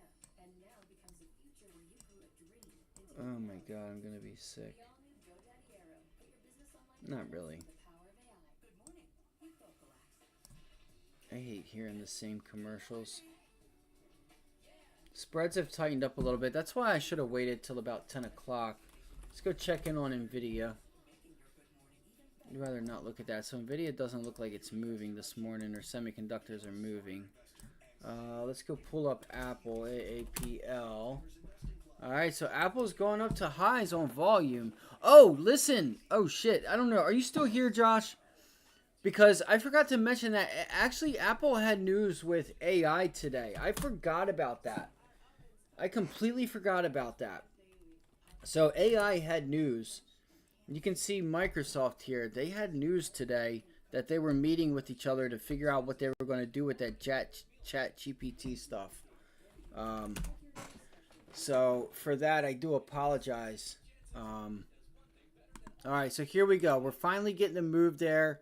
Finally a bit profitable. I'm going to take profits into that level, which was a little bit higher. Come on. Can you take me higher?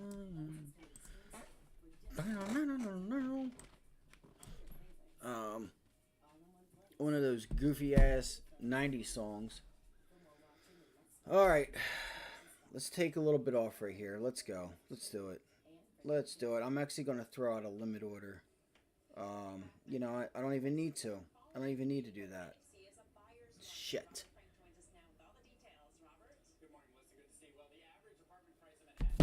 3% in the second quarter. It now only costs you $2 million to buy. Can you take Median prices also fell. One big reason is rising. I have not taken anything off yet because I paid way too much for this, guys. So I gotta stay in this for a little bit. Alright, so it's giving me different readings here. Hold on, let's see. Anything over 6 months basically signals a buyer's market. So we're in a buyer's market, and they are buying. That's a huge move, man. That 20 to 30, guys, that's 50%. You guys understand that? 20 to 30 is 50%. Right? Think about that. Think about that. Are down and the rents remain high at over $5,000 a month on average. Brokers say they expect the rest of the year to be stronger, especially if rates start to fall. And by the way, mortgage rates are not much of a factor in Manhattan. 62% of deals in the quarter. Come on, baby. Give us a move here. Give me the 1480.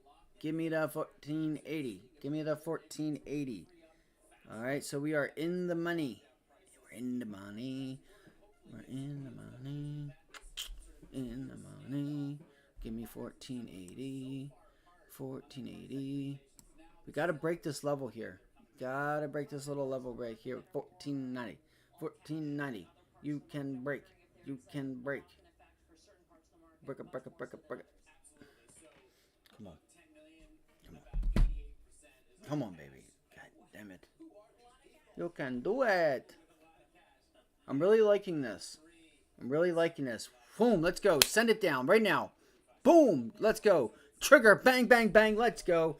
Take them profits, ladies and gentlemen.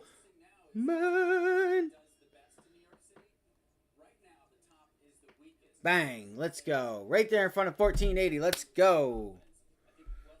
Nice job. Nice job. I want to teach you how to do that and how to feel that. Did you see how I was literally go back and watch it? Go back and watch it. Sense the follow through there. Right? Get that follow through. Get some of those people out. Take your profits. Bang. Come on. If we can break 1480 here, we should be about up. We should start to get close to 35-40%. That's why that 1480 level, you got to take profits off in front of it. I still think, only because today's a half day, I know we can get to 14.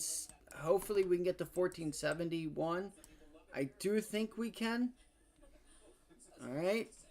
If you're not in this, you want to look for bounce backs.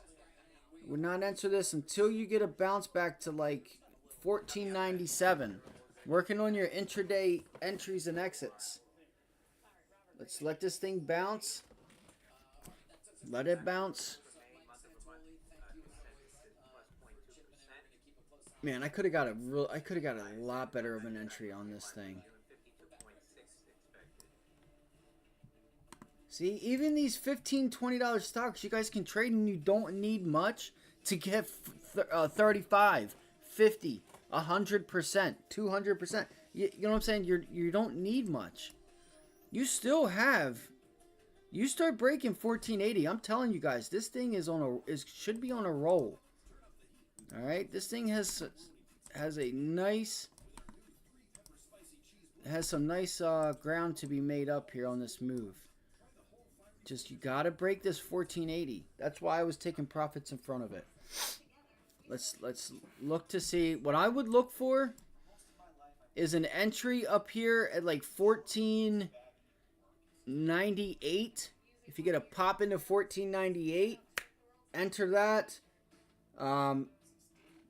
Right there in front of VWAP, prior day's high. And then see if you can use that VWAP at 90 MA as a rejection point to enter. And yeah. So you would look for this to bounce at 1490. Look for a bounce off of 1490. Bang. Pop it right into the level that we have here at 15. And then look for a rejection there to enter at 15. And then you would want to look for the real move, which is coming up, which you should get down to 1470 right there. which I think is happening right now. Watch your time in sales and level 2. That's why I was comfortable in this trade, and I was down. I wasn't down 50%. I was down about 35, 30%. And understanding what's going on around me is what, you know, kept me humble and kept me in it. I got a mixed bag. I got a mixed bag right now on this. That's what we want to see. See, 4,000 sell, and then we get a 3,300 fill. My nose is stuffed up. Sorry. I don't do drugs.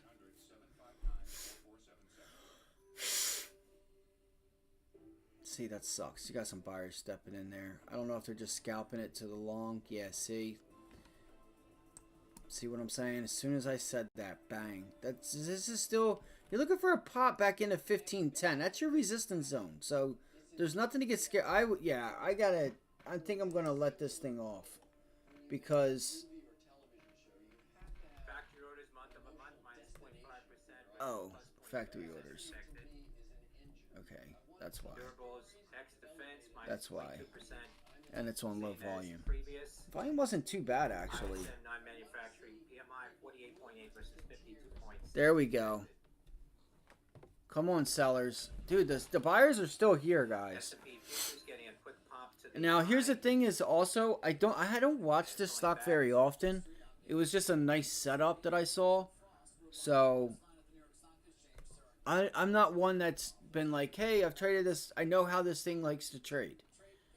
You know, if you get used to a stock, you can start to know how it trades to give you an instinctive, you know, I'm not going to say gut feeling, but once you learn how something trades, you're going to know how to react versus how it reacts. It's just important. So, damn. All right, SPY's climbing. All right, so 1490. You want to see VWAP start to reject. That was a low volume bounce. This, at the end of the day, was a low volume bounce. Let's see, you got a 5,000 buy, forwards to the sell side that just got filled.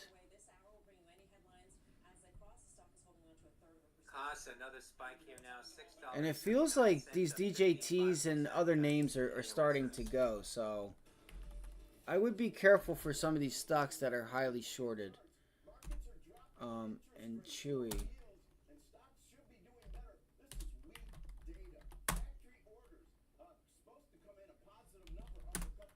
DJT. Okay, DJT is starting to pull back now. GameStop. Okay, is that 24.75? Let's go to NVIDIA. I got some profits off of those Rivians. I still have to give Rivian a little bit of room, guys. I gotta give Rivian a little bit of room. And that's a rejection up at prior day's high. Is technically what that is. And that's it. It's breaking above it now. Uh-oh. God damn it. Alright. Watch out, guys. You might want to look for a long on Rivian. This one's going to might trade sideways. I might just take this thing off. If I can get a pullback here, I might just go ahead and take this thing off.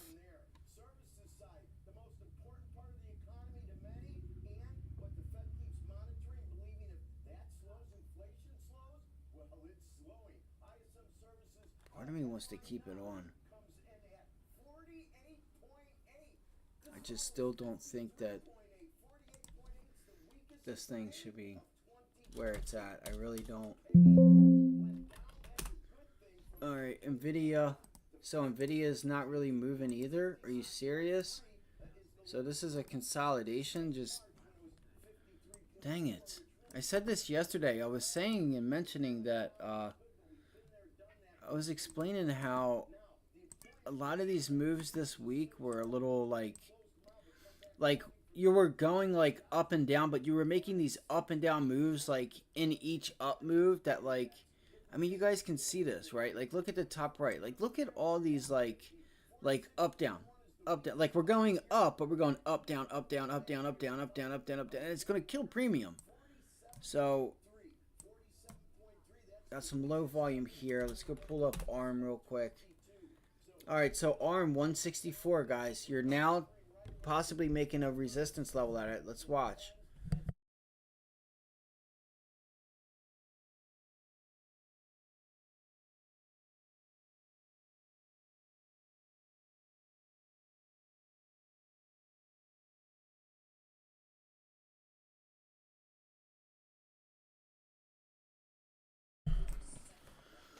All right, let's go through some of these charts here. Let's see here.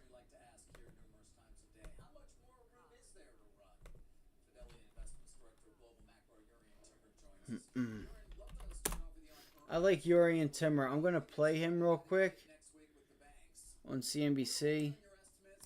Guys, this Rivian is being a pain in the ass. It really is.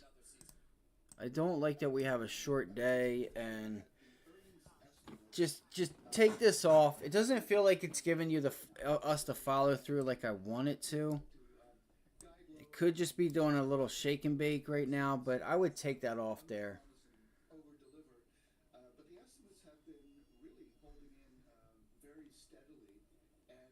Come on, we can get a pullback down here. We can get below VWAP. We can get below VWAP. I know we can. The earnings cycle seems to be in the sweet spot here, where earnings, which drifted lower last year, are now accelerating higher. So the Q2 year-over-year growth rate that is estimated by the consensus, estimates on Wall Street, is at around 9%, and the last two. So Dell has a nice run today. Let's go look at, and I have not traded this really.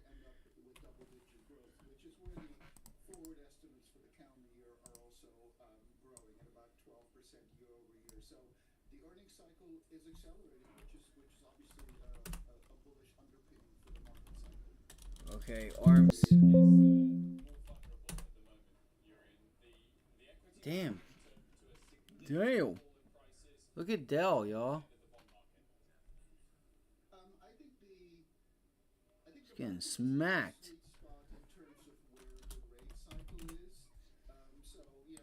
Look at Pinduo Duo. There you go, guys. Pinduo Duo. PDD. All right, so you're above this level. The next level you would look for on PDT is 140. 140. The top end of that range is going to be 142. Holy shit. It's up 4% right now. All right. Damn. That's a breakout on volume, too. Damn it. I'm not sure what's going on here. I really don't know what's going on here. My computer's stuck. Bro, come on.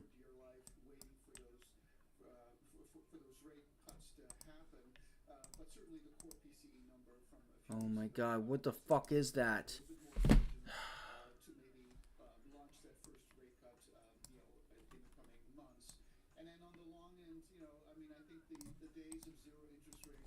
You gotta be kidding me.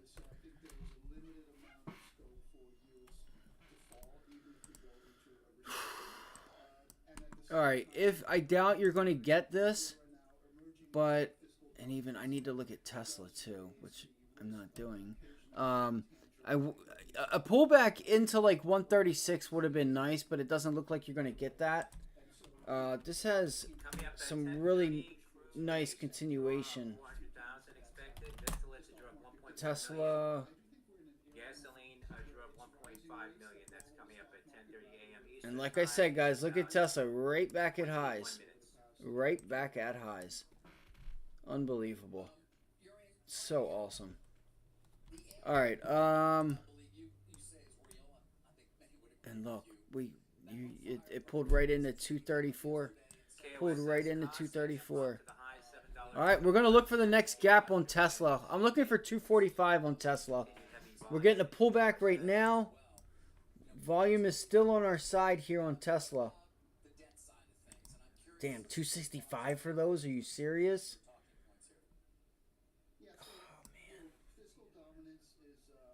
Here it goes. It's getting ready to pop right now. Here it goes. Watch. If this holds, you're going to get pop right now. Boop.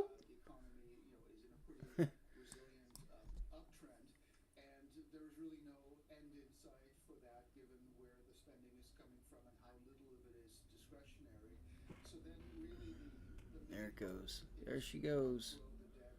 What else do we have here? So we are still getting. You're still getting some of these names here that are really going. I haven't looked at CCJ. Come on. CCJ starting to go too. Sorry guys, today is just getting a little frustrated here. And then I brought up SILV this morning. Alright, this is a stock where I'm going to look for a January, probably a swing trade on this, because this is a really nice setup in my opinion. And we got to break through this 850 level though.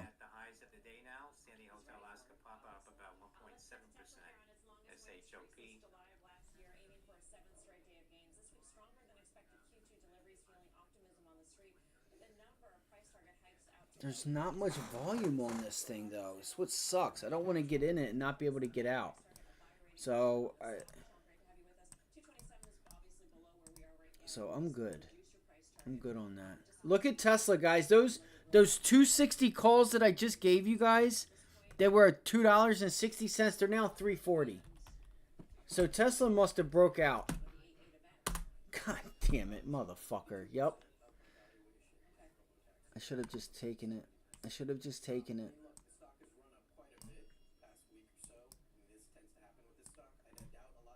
Did anybody take it? That's all I need to know. We're in the process of a gap and go, gap and go, gap and go. It's not going to stop, and I feel like, until we get to this gap up here at 250, 249.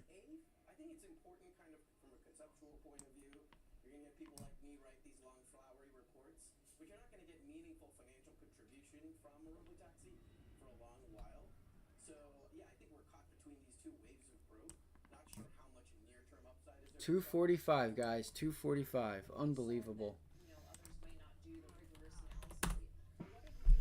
Unbelievable.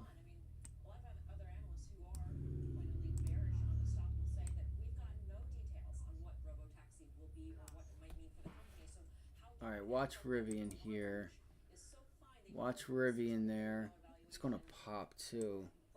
I may go long this thing real quick. 1550. 1550. Shit. What is the market size for this? It is enormous. Okay. Then you try to be as KOSS, more highs now, up 82%. I'm trying, guys. That volume is just decreasing, so be careful. Be careful. Which is everybody in the world who wants to ride a car? No, it's a robotaxi market where I haircut and I do substitution of private car ownership, only people in cities, housing dynamic. There's a lot of work. Yeah. And so you do that math. All right. I gotta look at this long here. $400 billion is because I rolled the pricing assumption with the help of our internet analyst, and I raised the amount. Come on, bro. Come on, you stupid fuck. Costs now hold it at the highs on a circuit breaker, KOSS. I looked that up. So KOSS, 750,000. Man, you're crazy. There is not enough volume there for me. That is not enough volume. All right. So I'm looking at the 1550s also. If we can get a pullback, 1525. Again, I still have faith that these Rivians more than likely are going to pull back. I just think 550. I mean, Elon's completely pivoted the company from not only from a headcount perspective, but in terms of pushing out the next gen facility, Oh my god. And they do have the most miles on the road thanks to Autopilot, the biggest I just can't get nothing going this morning. obviously mobile I really can't.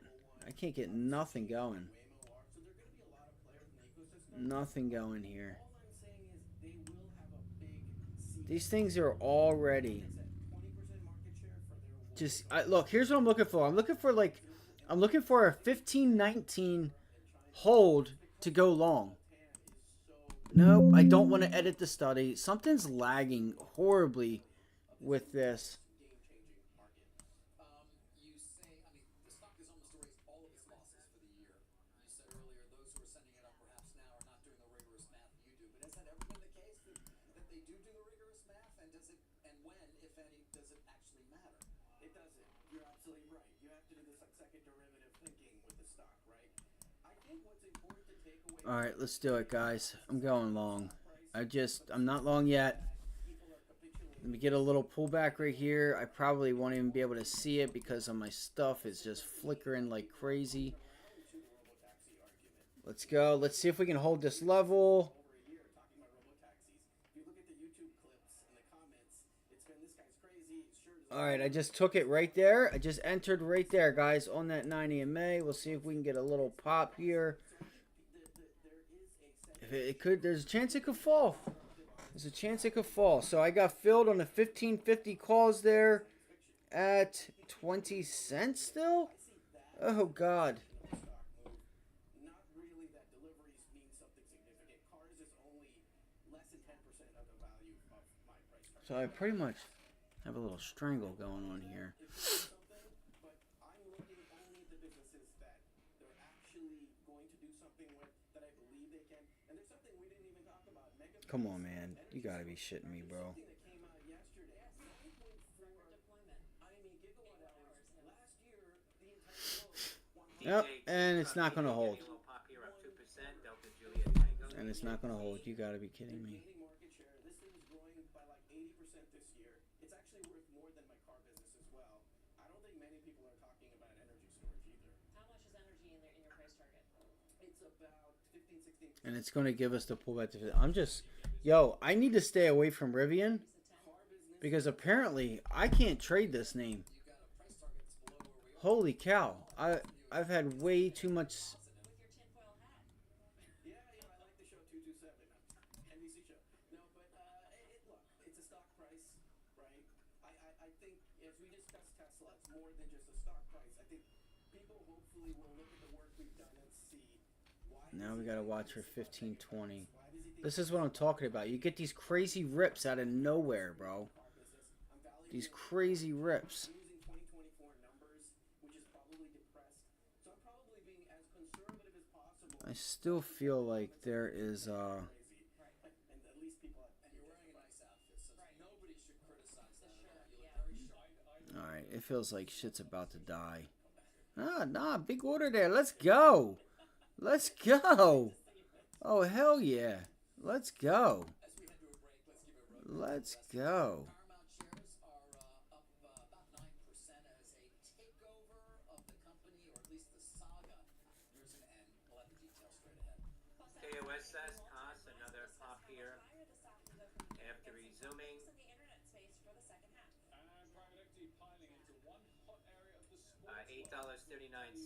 What they're investing in with their money coming up later in the show. Big show ahead. Fulham Street back after this. Here we go. You probably get a pullback right here. Let's watch this 1511. 94%. Watch this 1511.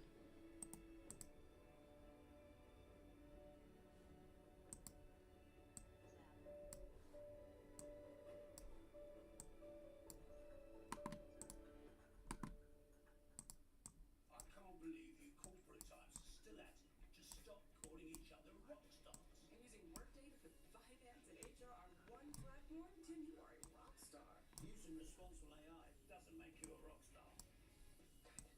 You are not. The thing that's killing me here is this low volume or this high volume sell side there. So 1511, that was the level I was just watching for, was 1511. And I just really messed up on my entries on these. Jesus Christ. Rivian is not something. Wow. Well.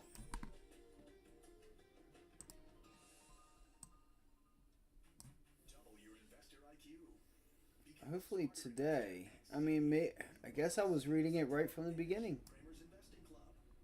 I would like to be able to take profits off on these longs and just stay in that put there. But I guess not. I guess we're not going to hit 1550.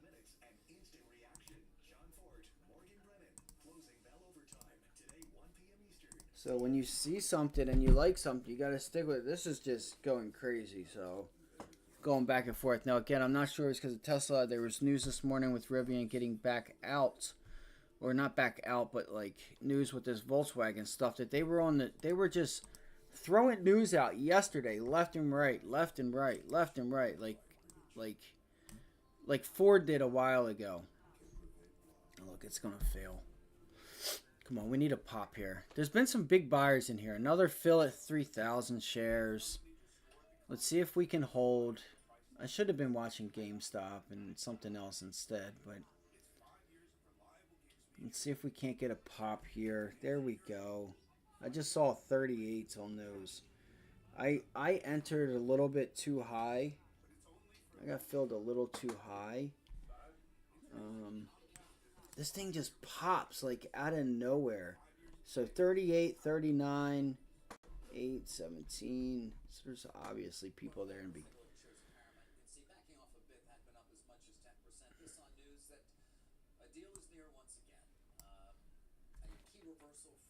And then look, you see what I'm saying? You can't trade this thing. So we break below yesterday's high. We break above it. We can't hold it. We break below it. And then we quickly get back above it. And then it's like. So I don't know what to believe here. So I'm just pissing away money because they're running this shit back and forth. Now I'm giving back my gains. Like, I have not had a losing trade all week. And the minute I come to Rivian, we're back into the entry price on the put side again. We had the 15 puts and the 1550 calls. So I'm just paying too much for my entries. I don't know if it's because I've never traded this thing that much. All right, I don't like that. All right, fuck. Part of me wants to add back, but I would like to just get a pop on this thing and try to get out of these calls. Just doubt that that's going to happen. So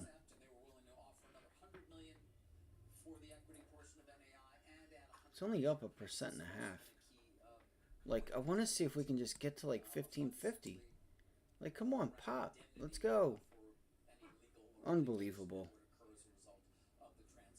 You gotta be fucking kidding me, you piece of shit. Rivian's nothing but a piece of shit. I'm just gonna get out of this thing totally, completely. Just get out of this thing completely. Both sides. Let's go look at NVIDIA. NVIDIA is just consolidating. ARM. Nice run to 166 on ARM. PDD. Alright, still resistance up there. Tesla was probably the winning trade, which was this bounce from 240 to targeting 245.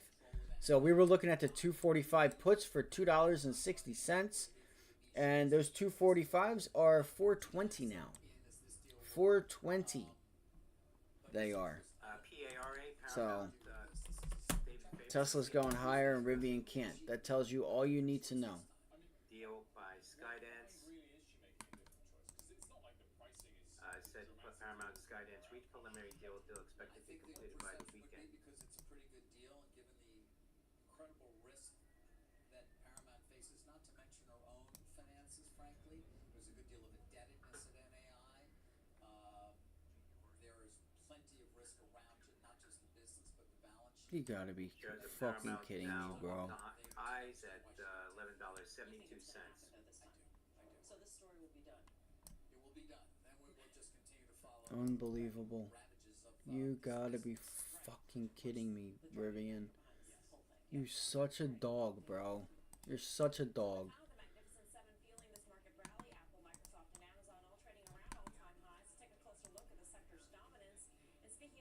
Like, look, it rips. It takes it all the way back. And then it rips again all the way back to that move. And then now this would be and should be the move that you look for to get that rally going. You should get this rally going. It should come in. But look, there's no volume. None. Like, what?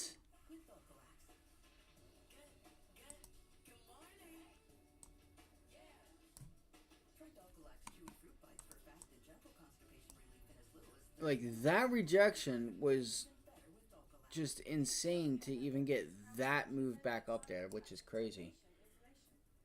It's going to be, once again, I got to get like a big move in my direction to be able to get out of these. Even break even. Want Ethereum exposure right in your brokerage account? Get it with symbol BTHE.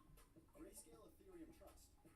The world's largest Ethereum. So, do you guys know what time the market closed today? What? It's at 1 o'clock, right? 1 or 2. Wow. Wow. Oh my god. It's going to be one of those days, huh? Okay. All right. All right. So, energy is doing really well. Just so you guys are aware, energy's doing really well. All right, this thing's about to give it up. I'm going to have to stop out of this. I mean, really, you have the 9 EMA and you have a few things here that are technically still holding as support.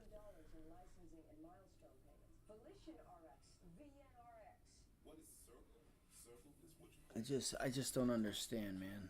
I don't know.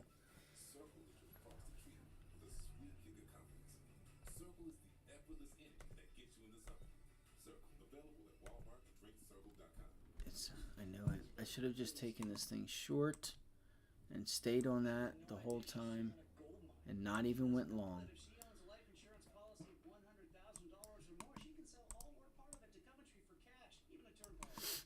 Even a term policy? Even a term! Bro, why does it keep doing that? Find out if you're sitting on a gold mine. Call Coventry Direct today at 800-476-0100 or visit coventrydirect.com.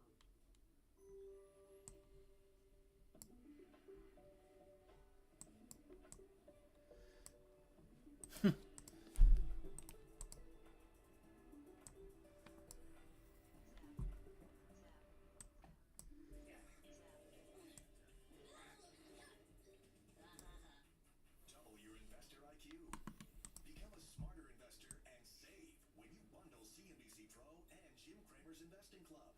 2 premium investing tools, 1 special price. Go to cnbc.com/access. Like, we should have a run to 1550. Like, seriously, we should. Even though we're a little overdone here.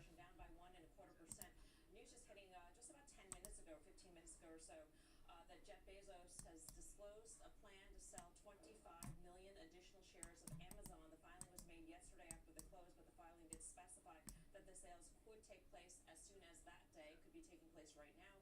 As we speak, we don't know, but the news is out here that he will sell. This is on top of selling 8.5 in February.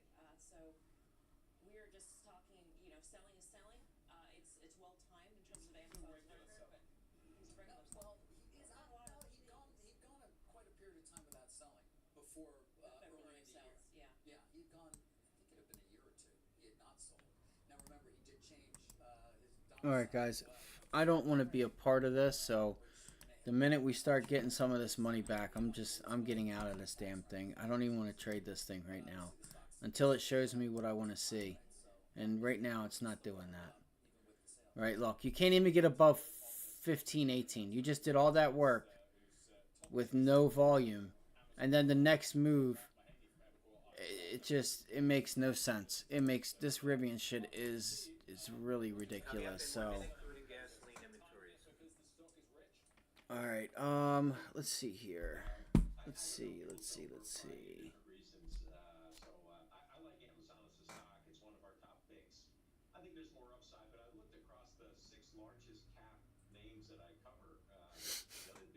I'm gonna get out of here. Let's do this. Just give me a pop and a rip. Nope, I'm not taking that. I will not take a loss. I will not take a loss.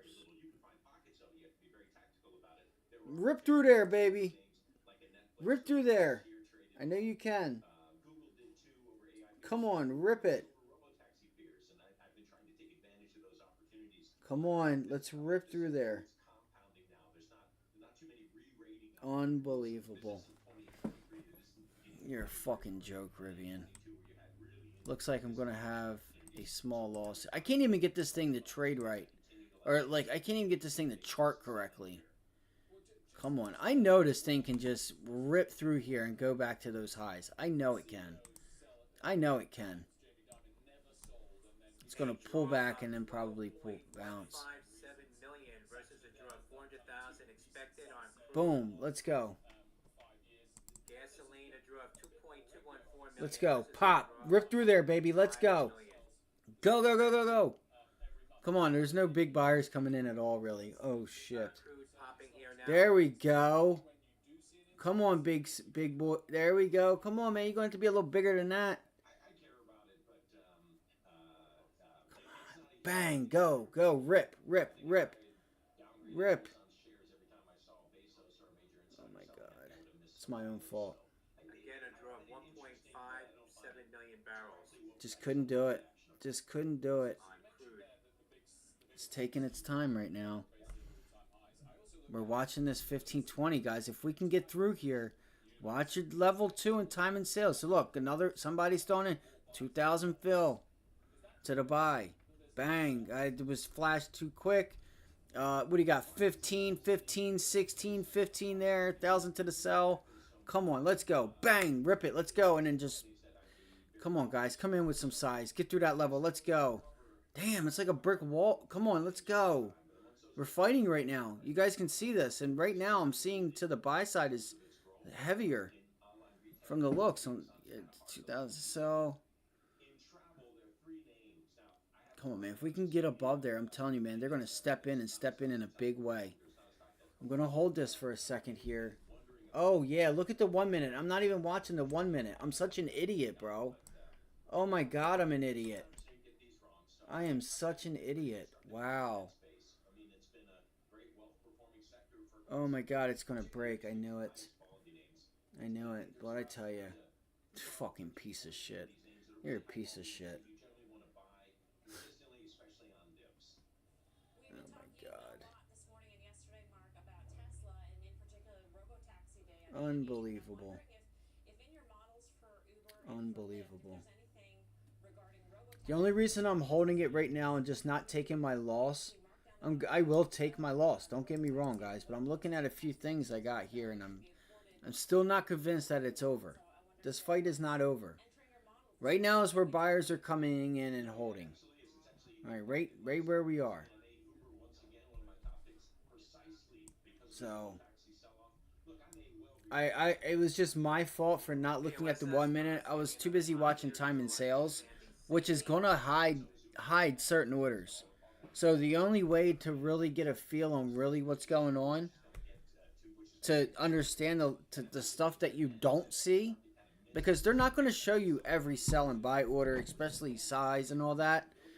You just have to look at the candles at the end of the day. You're going to have to look at your volume bars. And that decrease in volume on the way up through there was really, on the 1 minute, a nice hint that, hey, things aren't really that bullish. You're not, you're seeing one side of the tape. They're not showing you the other, Let's go. 1 minute. Regain it. Regain it. Regain the 90 MA. 3 minutes. Look. Come on, man. You need to regain it. So the buyers are fighting here, right? Do you see this? The buyers are fighting. The buyers can't do anything but fight. They're struggling. The sellers are still in control up there at 1520, 1530. And we need one of them to give up, to give us that explosive move to one side. I would like to see it, and I'm sure some of the sellers would like a move back up towards previous highs to get short again. So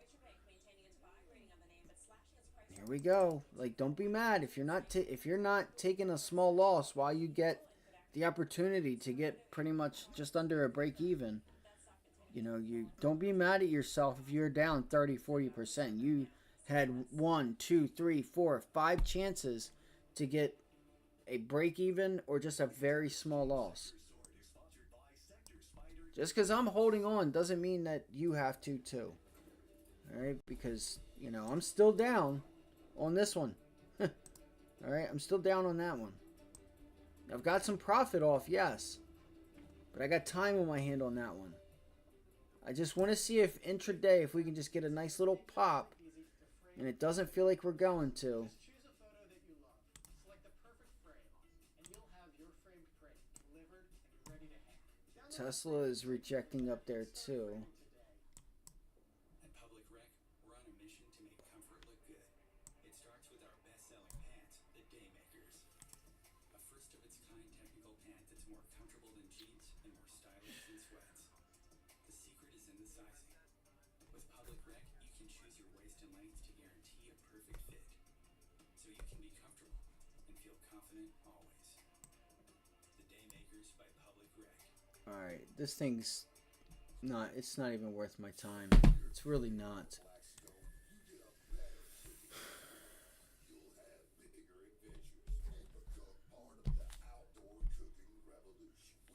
The only reason I'm holding is we're still above yesterday's high. There's I'm 50-50 on both sides of this trade. I just think that we could get a rip higher, and I'm going to take profits. Then we can look for that short. Like, my opinion is we get one of these. Boom, boom, and that's what I'm looking for. Is a rip higher and then a rip lower. Take profits on that rip higher, because I think we can. And it might start to come in now. Here we go. Things are lining up for that. You just need volume. Let's go, buyers. Boom. Break it. Like a sledgehammer on a cinder block wall. Just, yeah, it's the sellers.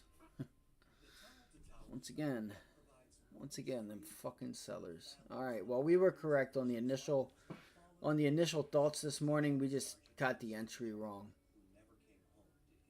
We need these shorts to give up. So the more these shorts come in and it doesn't work, it's going to become a time factor. But we also have to worry about the market closing sooner too. So let's go. Like, I need to see this thing do something like now. Like now. Just give me one pop so I can get the hell out of this fucking thing. And it's not going to. Alright. Support our heroes. Visit crashproofretirement.com/charity.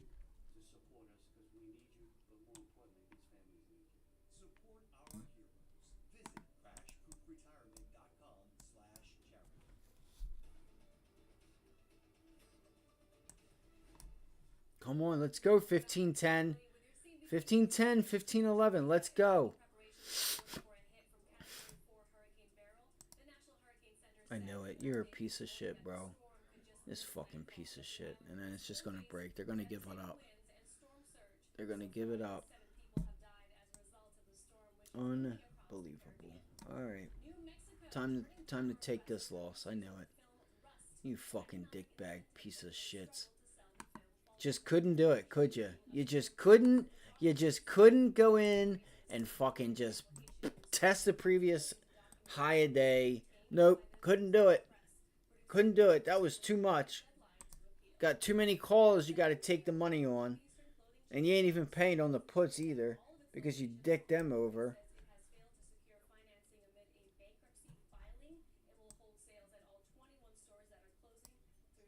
Well, that's it. That trade's over. Gotta stop out. Kind of keeps us on track here. We're going to turn to retail and commercial real estate. HP Village Management is betting on one of America's oldest shopping centers. The luxury This thing is a fucking joke. I hate to take this loss. I really do. it's a bid to bring back I really hate to take this one. what is a somewhat struggling retail environment. Let's bring in Ray Washburn, president of HP Village Management, or Highland Park Village Management. Ray, always good to see you. And So what you have here, your commentary from the past, for anybody that doesn't see it, see you putting some new capital out. 'Cause right you there's your wedge. somewhat negative on the consumer for a period of time. So I'm curious as to So you would look for a bounce back.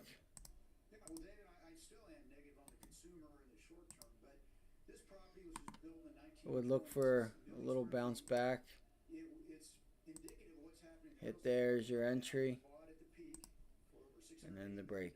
back in 2016, and there was no new capital really invested into it. So when you look at the market right now, I'm going to have to spend well over $100 million, probably close to $200 million, to bring it back to what it should be, and that's a 3 to 5 year process. So I think the consumer will come back in that time period.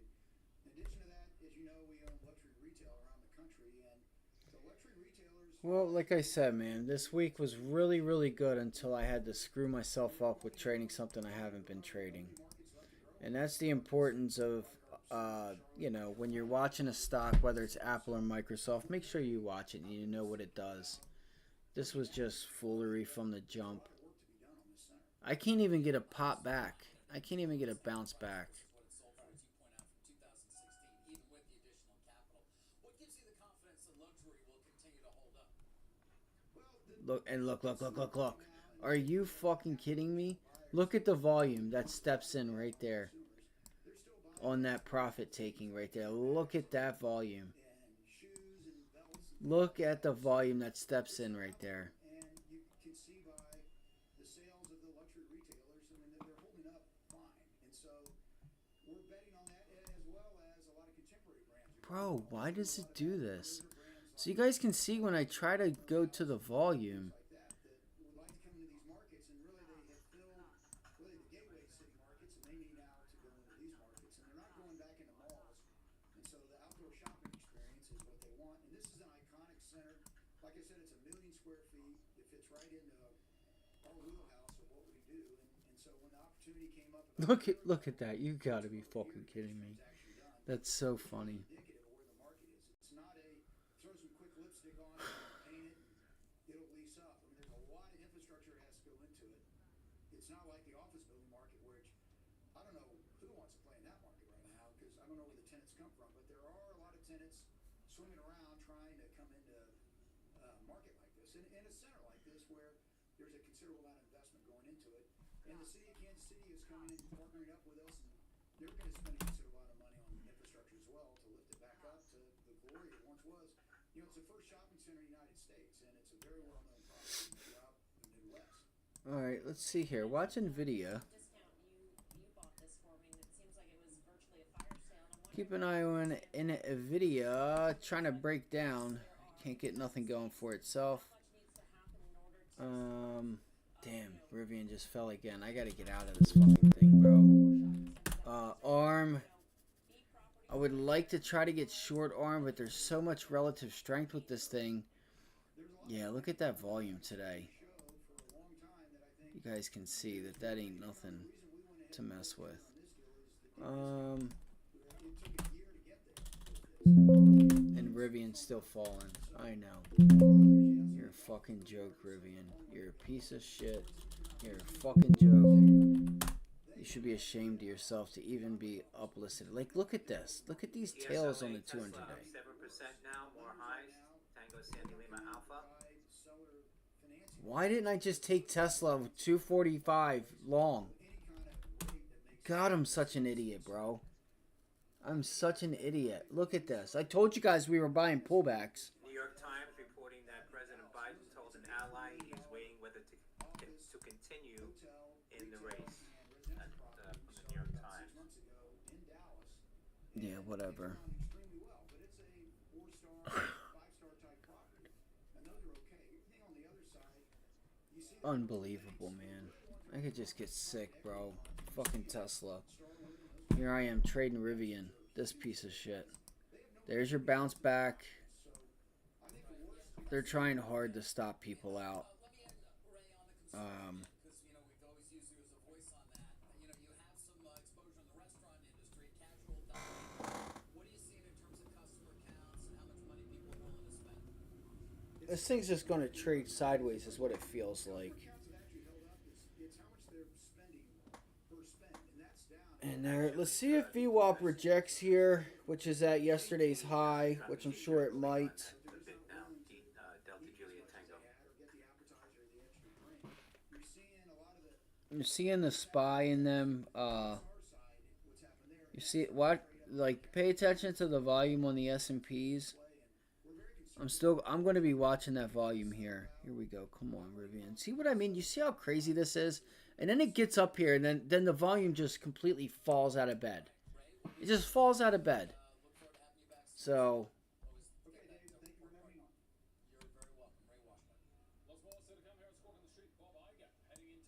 like, naturally, this thing should pop higher with Tesla. Like, just naturally, not because they have something going on together, but because it just brings in, you know, it brings in some, you know, it just brings in liquidity. And if Tesla's making highs, chances are this thing's going to start making highs. So that's a nice break, retest, hold on the 200-day at 15. So we'll see if we can get some buyers in here. Don't come in with the expectation that you will. It just sucks to sit here and hold this like this, only to, you know, not be rewarded. So now the spreads are getting a little spready. You got to hold here. You're back above yesterday's highs. Shorts are saying that. So, let's see here. Guys, again, I just want to get a nice little run up, man. I really want to see if we can go up and test this 1550 level. Be a really nice trade here if we can get this done. There we go. Get that consistency going. Let's go. Nice. I like the volume starting to increase too. Come on.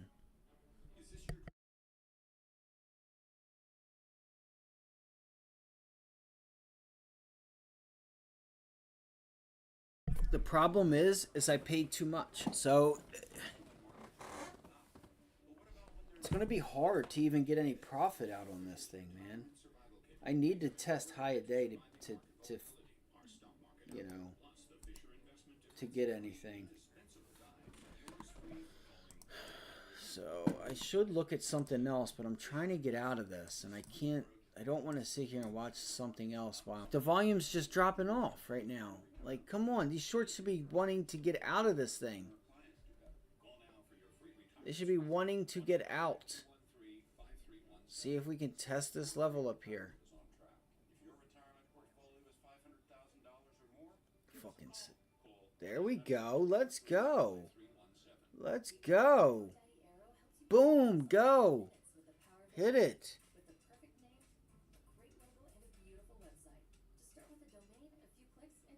Oh, shit. I'm out, guys. I'm out. I'm out. I didn't want to be. I meant to press back. It's going to break. I know it. It's going to break. Yeah, it's still struggling. So you get that rejection there. I guess I accidentally helped myself there because you see this trend line coming in. It goes down, reverses it. That might be our short entry right up there. That could be a short entry. I'm not watching it anymore. Gonna get up out of here. Let's look at Palantir. Let's go look at a couple of names. NVIDIA. I think, again, the market closes at 130. So the SPY, what did we say? We're going to look for that pop and the pullback. Tesla. Whoa, look at him. Wait, is this NVIDIA? Oh, my God. Oh, my God. Look at that, guys. Did anybody take the 124? That's what we were looking. Dude, this whole time I'm watching NVIDIA. Rivian. Oh my God. Do you guys see they're watching my stream? You guys see that, right? They're watching my stream. It's no other reason why. Watch him answer back. Yes, I'm watching your stream. He wants to so bad. The Squawk Box. Benzinga Bill.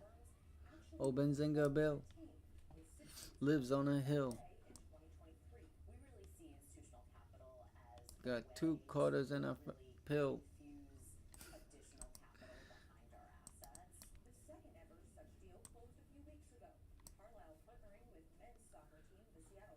Alright, Let's look for a pullback and see if we can't take that long on the vid. But I don't think it's there, guys. Honestly, you're looking for, yeah, you have some resistance up there, up at that 20-day moving average, which is actually above. Now that is above 125, and everything on my stuff is skipping right now. I gotta try to get a part of this or something, man. Fuck. I cannot believe I wasted my time with Rivian. I told you guys this morning. What did I say? What did I say this morning? I'm looking for pullbacks to get long, and I'm aiming for Monday's gap fill. Monday to Tuesday's gap fill. I told you guys that. I'm looking for 124. How many of you were with us this morning that took that?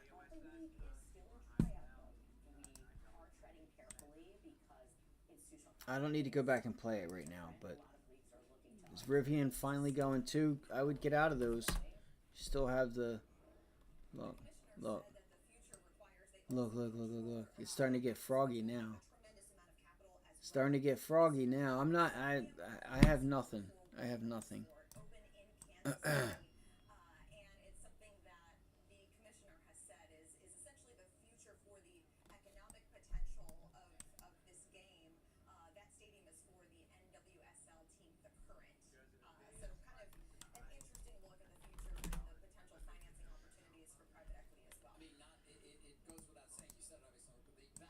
And what are we up? 1 point some percent, and we have room up 125, 126, that 20-day. You know, as long as we can get a pullback, I would like to. I could.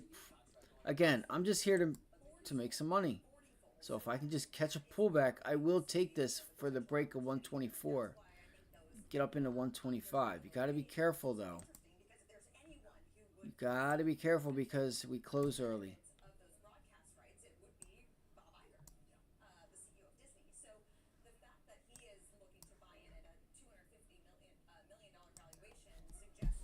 Oh shit, we didn't even get to 124 yet. Well, we did, but damn, that's crazy.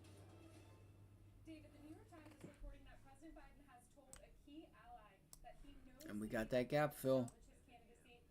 You see it? That gap fill is right there what we wanted. Let's look for a pullback. And I'm looking for longs up here, 123.50. Something like that, 123.47. Look, they're already taking the longs. Trying to. Let me map this out real quick, guys. Let's map this out. Okay, 32. Yes. So you want to look for a pullback here. And I knew it, man. NVIDIA was sitting up there really nicely, just trying to shake people out of that trade. Just trying to shake people out of that. 90 cents to $1 already. You're already up 10% just on. Fucking God, bro. I guess I just got to get in. I can't even get a pullback and talk to my chat because there's just such a hurry to buy. I need a fucking pullback again. That's crazy. I'm gonna get sick. Like I could seriously throw up. That just happened right. That just happened.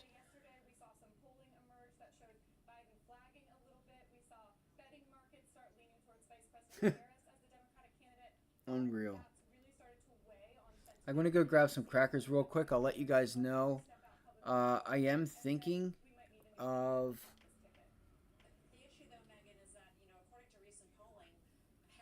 We're just gonna blast off. I know it. Just gonna. I knew it. I knew it. 120 now, bro. Are you fucking kidding me? Fuck.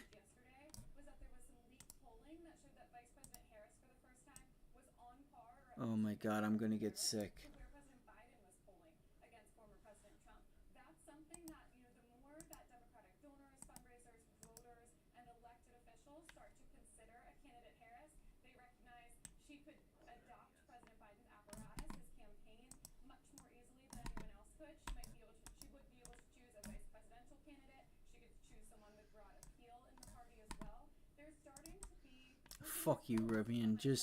Yo, next time Rivian does anything, just, unless it's dying, then let me know. Because I just want to take a fat shit on it. Like, I just want to just crumble it up, throw it in the toilet, take a, you know what on it. Fucking piece of shit, man. Look at this, guys. Did anybody take the 125 calls on that pullback? Anyone? Anyone? You're up 40%. You're already up 40% on that.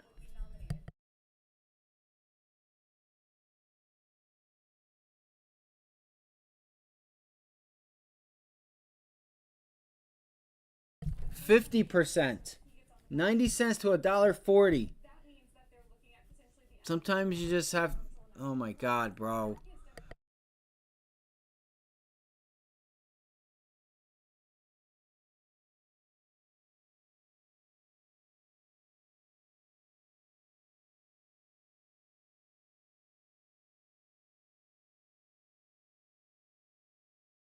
Well, if you guys got it, nice job. The 125 calls, right around 90 cents is where we were trying to get in at. And there's not even anyone here. That's weird.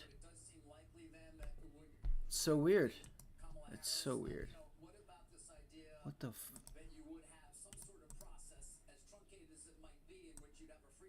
Wow. Okay. It seems like that's definitely still a possibility at this point. The folks I'm talking to are a little bit split on this. Damn, that's crazy. Emphatic on one point, which is that the first thing that they would like to see happen at this point is for President Biden to step aside. Let's go here. All right.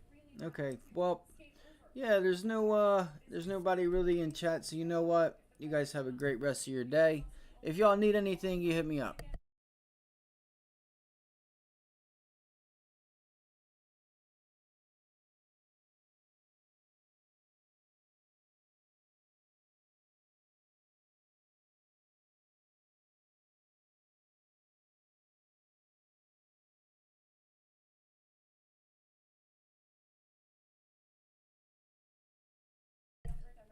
You're 75% now, guys. 75. 70 fucking 5. God damn it. I could punch the fuck out of this fucking mic in this monitor right now. I really could. Fucking Rivian. You gotta be kidding me. I really wasted my time on Rivian today. I really wasted my time on Rivian. You fucking dirtbag piece of shit. And look, it's about to pop too. Look at this, man. This is insane, guys. I just wanted that little bit of pullback while I was talking, guys. I had the orders up for the 125 calls. And I was just looking for a little more of a pullback. I was trying to get down into this area right here at 123. Alright, and then look, right in front of 123 they start buying. You fucking dirtbag motherfuckers. Look, 75. 85% now. 80%. These things are going 100. Oh my god, I could get sick. I could get sick. I could seriously get fucking sick. I could seriously get fucking sick. I could seriously get fucking sick. You know what? Fuck it. I'm gonna buy it too. $1.90. They're up 100%. You gotta be fucking kidding me, bro. This is insane. Bro. This is insane. Like, you just busted through that level. 126. Fucking dirtbag. You're a fucking dirtbag, NVIDIA. Fucking dirtbag. Fucking dirtbag.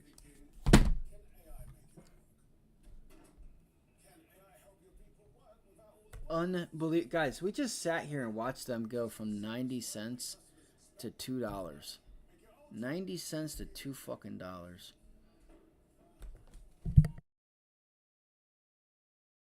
Well, guys, it's still going. It's still going. The volume is not stopping either. Hello, 128. Hello. Hello, 128.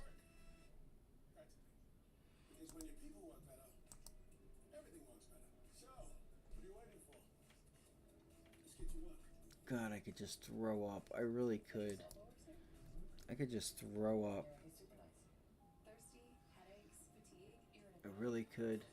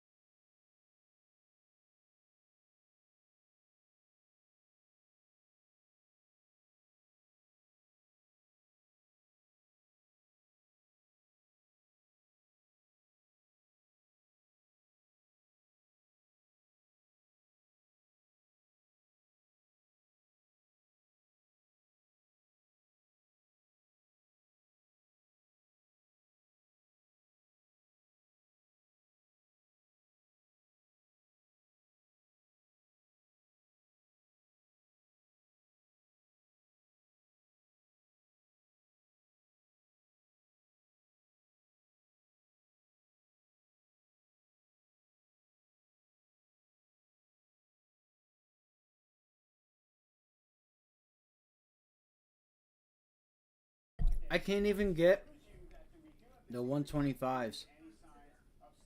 Can't even get the 125s.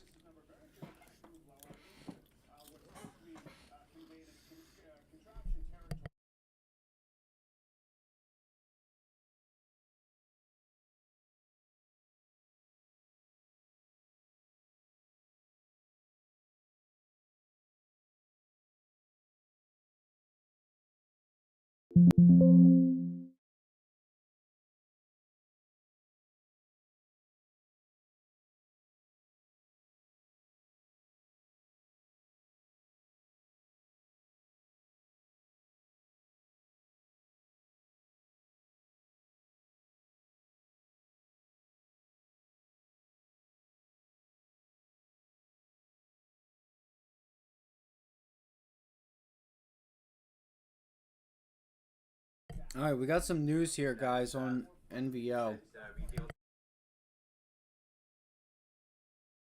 Let's see. Researchers say they have uncovered a link Listen. between semaglutide, the active ingredient in Ozempic and Wegovy, and sudden vision loss. Oh, wow.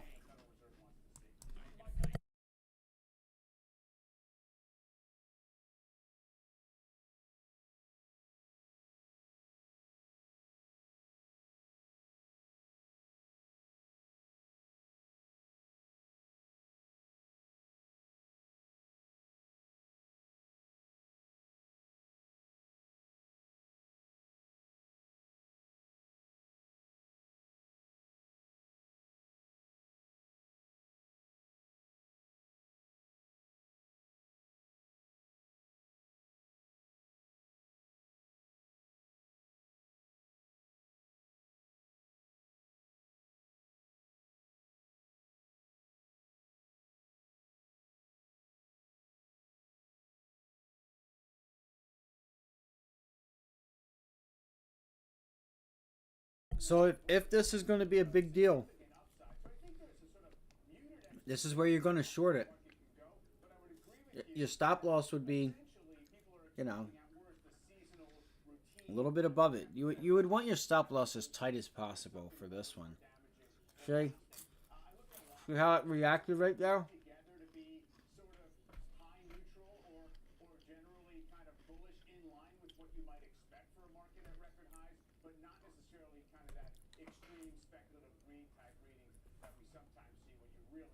CENX. Thanks, Mike Santoli. Let's stick with the markets and the Fed's role in keeping this rally going. Fed Chair Powell saying yesterday that the central bank has the ability to take its time cutting rates because the economy, and in particular the jobs market, is so strong. Joining us here post-9 ahead of Friday's payroll report, Marathon Asset Century Aluminum, Morgan Stanley.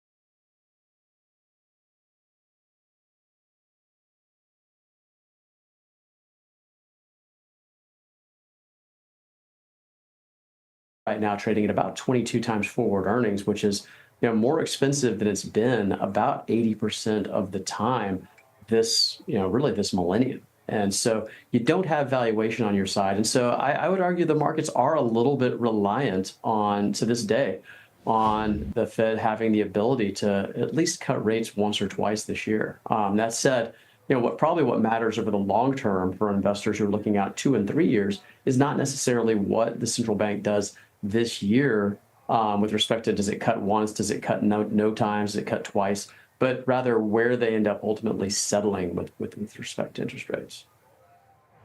All right, so let's talk about areas of the market that you find attractive right now, especially given valuations. You say value equities are ready to turn a corner. So starting with just your sector picks, where are you finding value? Some of the places we're looking at, we're looking for places that you do have secular trends working in your favor. The industrials are a fairly interesting space, given the fact that you have, we talked 2 or 3 years ago about the big infrastructure plans, but that said, a lot of that money is just now starting to go out the door. So you have, a lot of spending boost from infrastructure spending. You have, just with geopolitical turmoil around the world, that should give a little bit of a floor to defense spending, and valuations really aren't stretched there. So that'd be one place to look. Kind of an interesting place to look as well for investors that are looking to kind of maybe straddle the line between defense and offense is healthcare.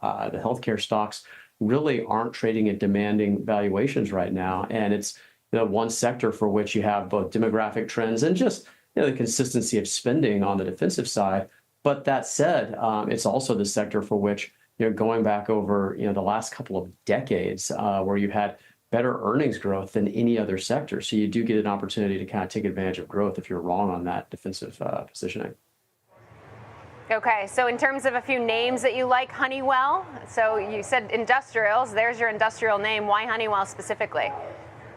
Sure thing. Yeah, they really they stand to benefit from a lot of what I was just speaking of. You've got a name there that for years people thought of Honeywell as being a little bit of a miniature GE. They have a reputation for having great management. It's trading at it's had a little bit of a tough 2 or 3 years, and so as a result, you're getting Honeywell at a discount to its industrial peers.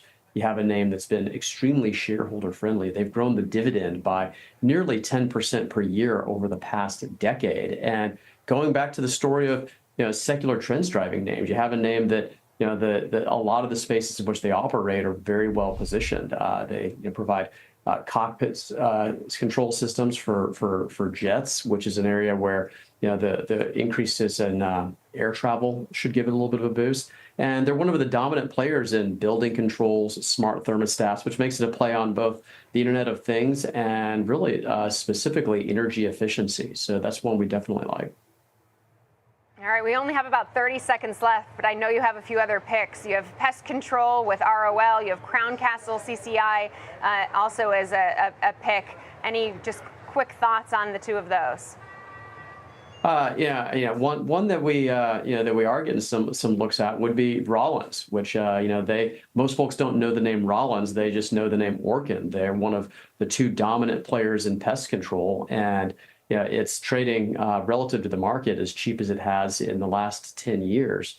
And it's the type of business for which most of their revenues are recurring, they're contractual, so you do have repeating earnings, and they do the dirty work that no one else really wants to. It's the type of thing where you pay a little bit now or you end up paying a whole lot later when it comes to termites and the likes thereof.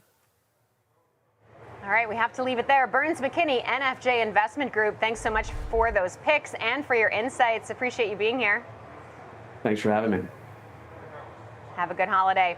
Plenty more to come on Trading 360. Next up, it's the big three. 3 stocks, 3 charts, 3 trades. Ben Lichtenstein goes through the technicals, and Don Kaufman of Theo Trade will take us through the trades for Eli Lilly, Intel. I'm going to tell you guys right now, I'm still thinking about taking a long on NVIDIA. High risk, high reward trade here, guys. I probably already missed my shot. Looking for 126. 126. 126. Let's see. NVIDIA 126. I'm trying. God damn it.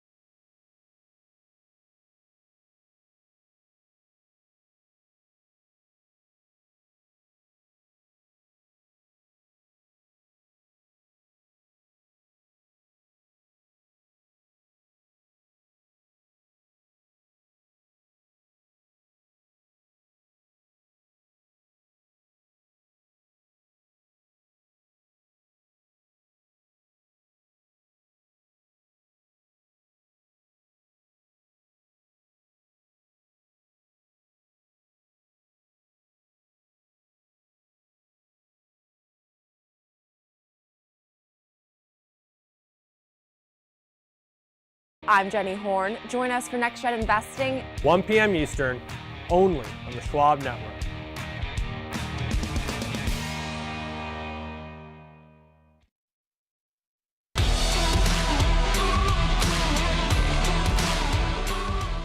Welcome back to Trading 360. I'm Caroline Woods. It's time for the big three stocks, 3 charts, 3 trades. Ben Lichtenstein is here to take us through the charts, and here to take us through the trades is Don Kaufman, co-founder of TheoTrade. Ben, Don, thanks so much for joining us. Don, we'll start with you. Before we get to your actual trades, want to get your thoughts on this week's activity. We have, of course, had new closing highs for the S&P 500 and the NASDAQ yesterday. They're building on those records today, up modestly. What are you thinking? Yeah, pretty shocking. This market just continues to find a way, like literally one stock at a time. Obviously, lately it's been NVIDIA, but hey, this week, look, purely belongs to Tesla. Both yesterday and today, really the driver, not only behind NASDAQ, but behind S&Ps as well. As I said, market continues to find a way higher. Yeah, and Tesla really up 23%. Just this week alone. But we're going to talk about your first trade, and that's a big winner this year. That's Eli Lilly, actually under a little bit of pressure right now, down about 1.7%, but very close to those highs, up more than 50% year to date. And I'm used to you being a contrarian, but you're actually bullish on this stock that so many others are bullish on as well. Yeah, I am. I'm not ready to exactly fade the move here inside of Lilly just yet. So, yesterday it looked like kind of a key reversal. Today, it's a very minimal pullback, but at this point, it's still too early. I think it's still opportunistic to hop on the bullish side of this train because it does not appear to be stopping. And with the earnings coming up kind of in the mid-August timeframe, I just want to ride the underlying until early August, bail out before the earnings. Again, maybe a little bit of buy the rumor before that earnings announcement. Nevertheless, I mean, look, Lilly's moved from the 750 now up to the 900 level. As I said, I'm not ready to fade it. I'm going to get bullish. I'm going out to the August 2nd expiration. Again, the August 2nd expiration, I'm going to be buying the 935 calls, selling the 940 calls. So it's a $5 wide call spread. This one's done for about a $2 debit. It's very straightforward. We get a little bit more of a pop to the upside. The trade wins. Again, we're getting out of this prior to, of course, the next earnings announcement.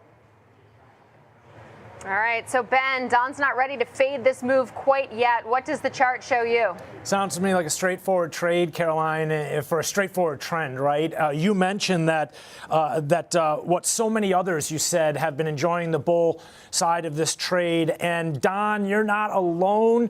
And I've got good news for you. Jerry Parker from Chesapeake Capital, one of our regular guests on the Future Show, actually, he called this trend the best trend of all time. Now, Jerry, he's, Don, Caroline, he has seen a lot of trends over his time. So I called him out on that. I said, really, Jerry, the best of all time? And he said, okay, one of the best. But let's take a look at it. Caroline, first and foremost, the more granular intraday price activity, because you mentioned we're coming off a little bit here today. So just off the recent highs of around 918, back down below that 900 threshold. A little bit of a chop, no real well-defined conviction here on this 30-minute candle chart to look at the last couple weeks of price activity, but step back and you're going to see this is really where you open up the door to seeing what I like to look for. Bottom, left, top, right, easily identifiable trend here where the bulls are in control here, right? There's no mistake in the direction of this one. It's headed up, simply put. Let's take a step back because I want to show you what's going on with the daily candle chart here. This is where, again, I really look for these areas of consolidation, the vertical separation, the well-defined trend up. It all plays in here with LLY. It is in a very well-defined trend up off that 2023 low around 300. Above 830 to begin the week in a breakout phase, seeking value higher. Let's keep an eye on this one because this one has some legs, conviction, energy. Hey, everything the bulls are looking for here, simply put, guys. Yeah, and it's interesting because Wall Street analysts are still bullish on this name. If you take a look at the breakdown, the majority are in the buy camp, but the median price target's 880, so quite a bit lower than where it's trading right now. So it sounds like maybe there needs to play some catch-up from the analysts.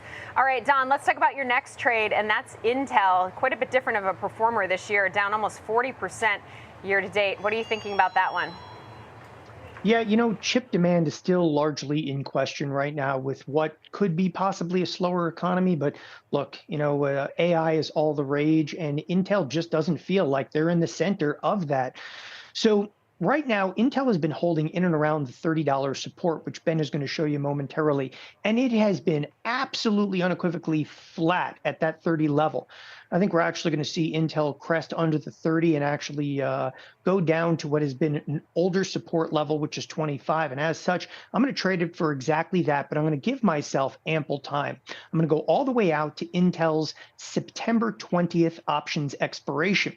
I'm going to be buying the 30 puts. Again, buying the 30 puts, selling the 27 puts. So being that it's only a $30 product, I'm just going to do a $3 wide put spread, right? Buying the 30s, selling the 27s. The trade is for a $1 debit. It's a nice shot to the downside if you believe between now and the September expiration that we are going to crack through that 30 level, which looks very, very reasonable with, as I said, that old support of 25.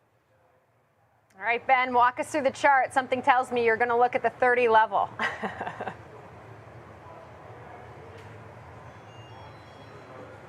Look, first and foremost, it's a more granular, very similar situation in terms of what we just had going on with Eli Lilly. A chop, right? Not a lot of conviction here one way or the other on a 5-minute candle. So I just wanted to speak to the difference between the horizontal phase and that vertical phase, which we'll get into in just a second. But hey, simply put, we are in a bit of a range here. 31.20, we'll call it right now, slightly higher on the day, but well-defined upper, well-defined lower extreme. 31.50 down to around that 30.20 level. Stepping back, you can see this is where we start to see some of that conviction, as I mentioned, which you can see easily identifiable separates those two phases, right? Where you break down and then you get that horizontal development where you accept the new lower level. And even as I look at this chart here, look, this pattern presents itself. I don't want to pull out the fine-tooth comb here, but I mean multiple times here. You can see, again, high conviction, consolidation, wash, rinse, repeat, a staircase type pattern, trend lower, bouncing around 31.50. Taking one more step back, I just wanted to show you this selling we're seeing here. Remember, we were talking about kind of a chop on the intraday after a double top that formed going all the way back to the spring of 2020. We're talking beginning of 2021. Stock's been coming under pressure, but I do want to point to, again, most recent lows still holding above lows here. That was back in October of 2022, beginning of 2023. And even as I look here, recent highs fell short of, again, those are the highs from, when was that? Up around the beginning of 2022. So speaking of kind of range bound and contained and not a lot of conviction one way or the other, it seems like, again, after that big move lower, it's been mostly just that. All right, Don, your final trade is Lowe's. Lowe's is another underperformer this year, although not by all that much, only down about 4% year to date. So seems pretty modest compared to Intel. Talk to us about this final trade. Yeah, inside of Lowe's, look, the interest rates, which is higher for longer, appears to finally be having a substantial impact to home improvement and the home builders for that matter. You can see some fairly strong sell side activity starting to hit that market. And as both Ben and you are very aware, I do like my bearish positions. So in Lowe's, here again, I'm actually hopping on trend for, precisely the reason that you were just mentioning is, all right, it's down 4%. There could be some room for improvement, if you will, to the downside on this. So demand seems to be waning at this point in the area, both Home Depot, Lowe's, but Lowe's really looked like the more effective candidate in terms of the technicals here. So I'm going to go out again to the September 20th expiration because when I'm going to take a bearish shot, I want to give myself some time and a little bit of distance for this product to move.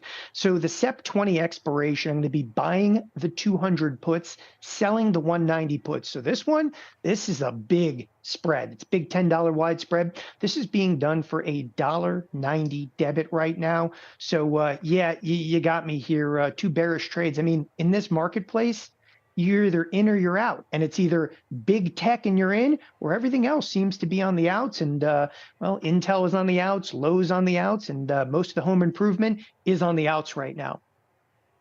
All right, so Ben, room for improvement to the downside. How's that for a bearish call? What are you looking at in terms of technicals? When we are together on all three of his trades, and this is going to be one of those instances Don, where I'm going to leave you a little bit disappointed here because I have to agree with him once again.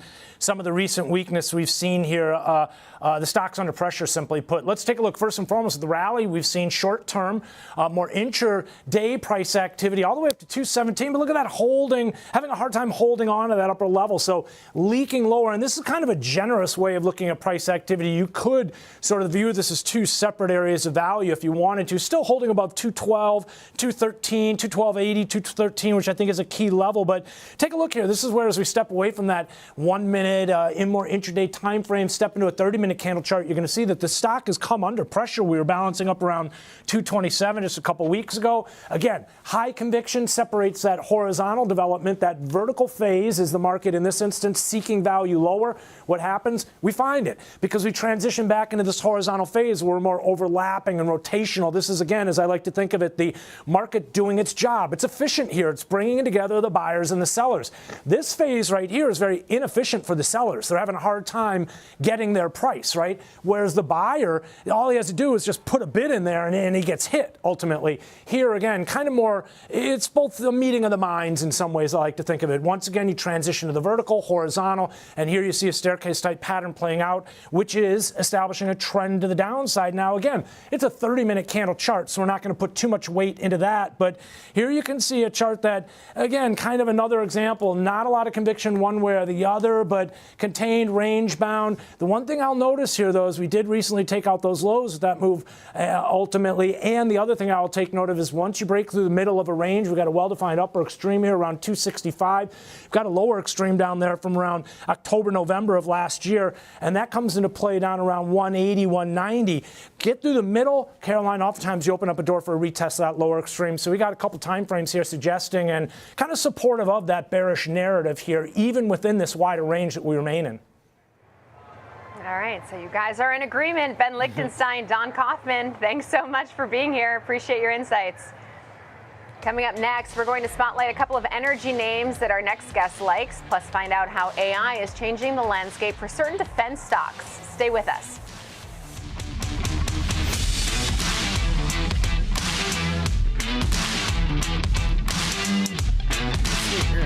Get another little extension higher up off of this 20-day. I'm not taking it again though. That second pullback is where you needed to be long.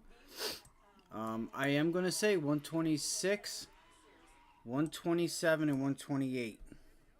All right, these are the targets, and there it goes. It's not surprising. Boom.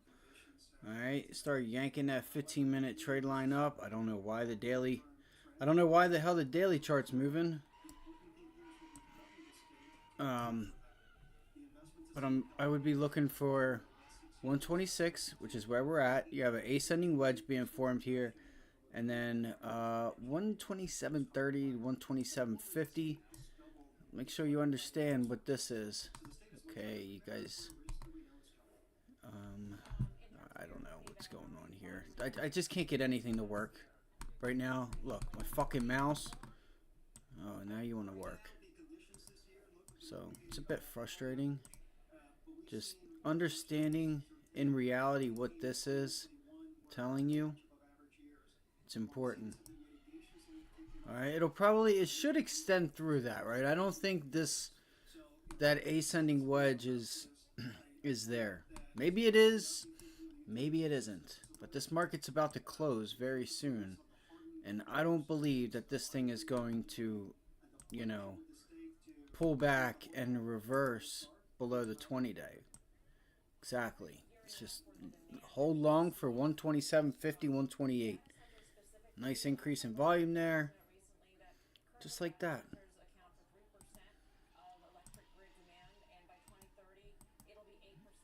So, whenever you hear somebody say, make a plan, trade your plan, trade your plan, blah, blah, blah, blah. That was it. This morning, if you were with us, you got the plan. You got my plan at least. So, and our target was 124 to 125. It was the gap fill, and we got it today. I don't know what else I need to do to really start again. I was too busy watching Rivian. NVIDIA was consolidating, and I just figured, okay, she's not going to move. Like, look at this. It's insane. What are we doing about it? Well, certainly in California, we've seen significant measures taken in the last several years to expand resources. And so on the supply side, we've seen, for example, battery storage gone from very little to over 10 gigawatts of capacity online right now. At Edison, we are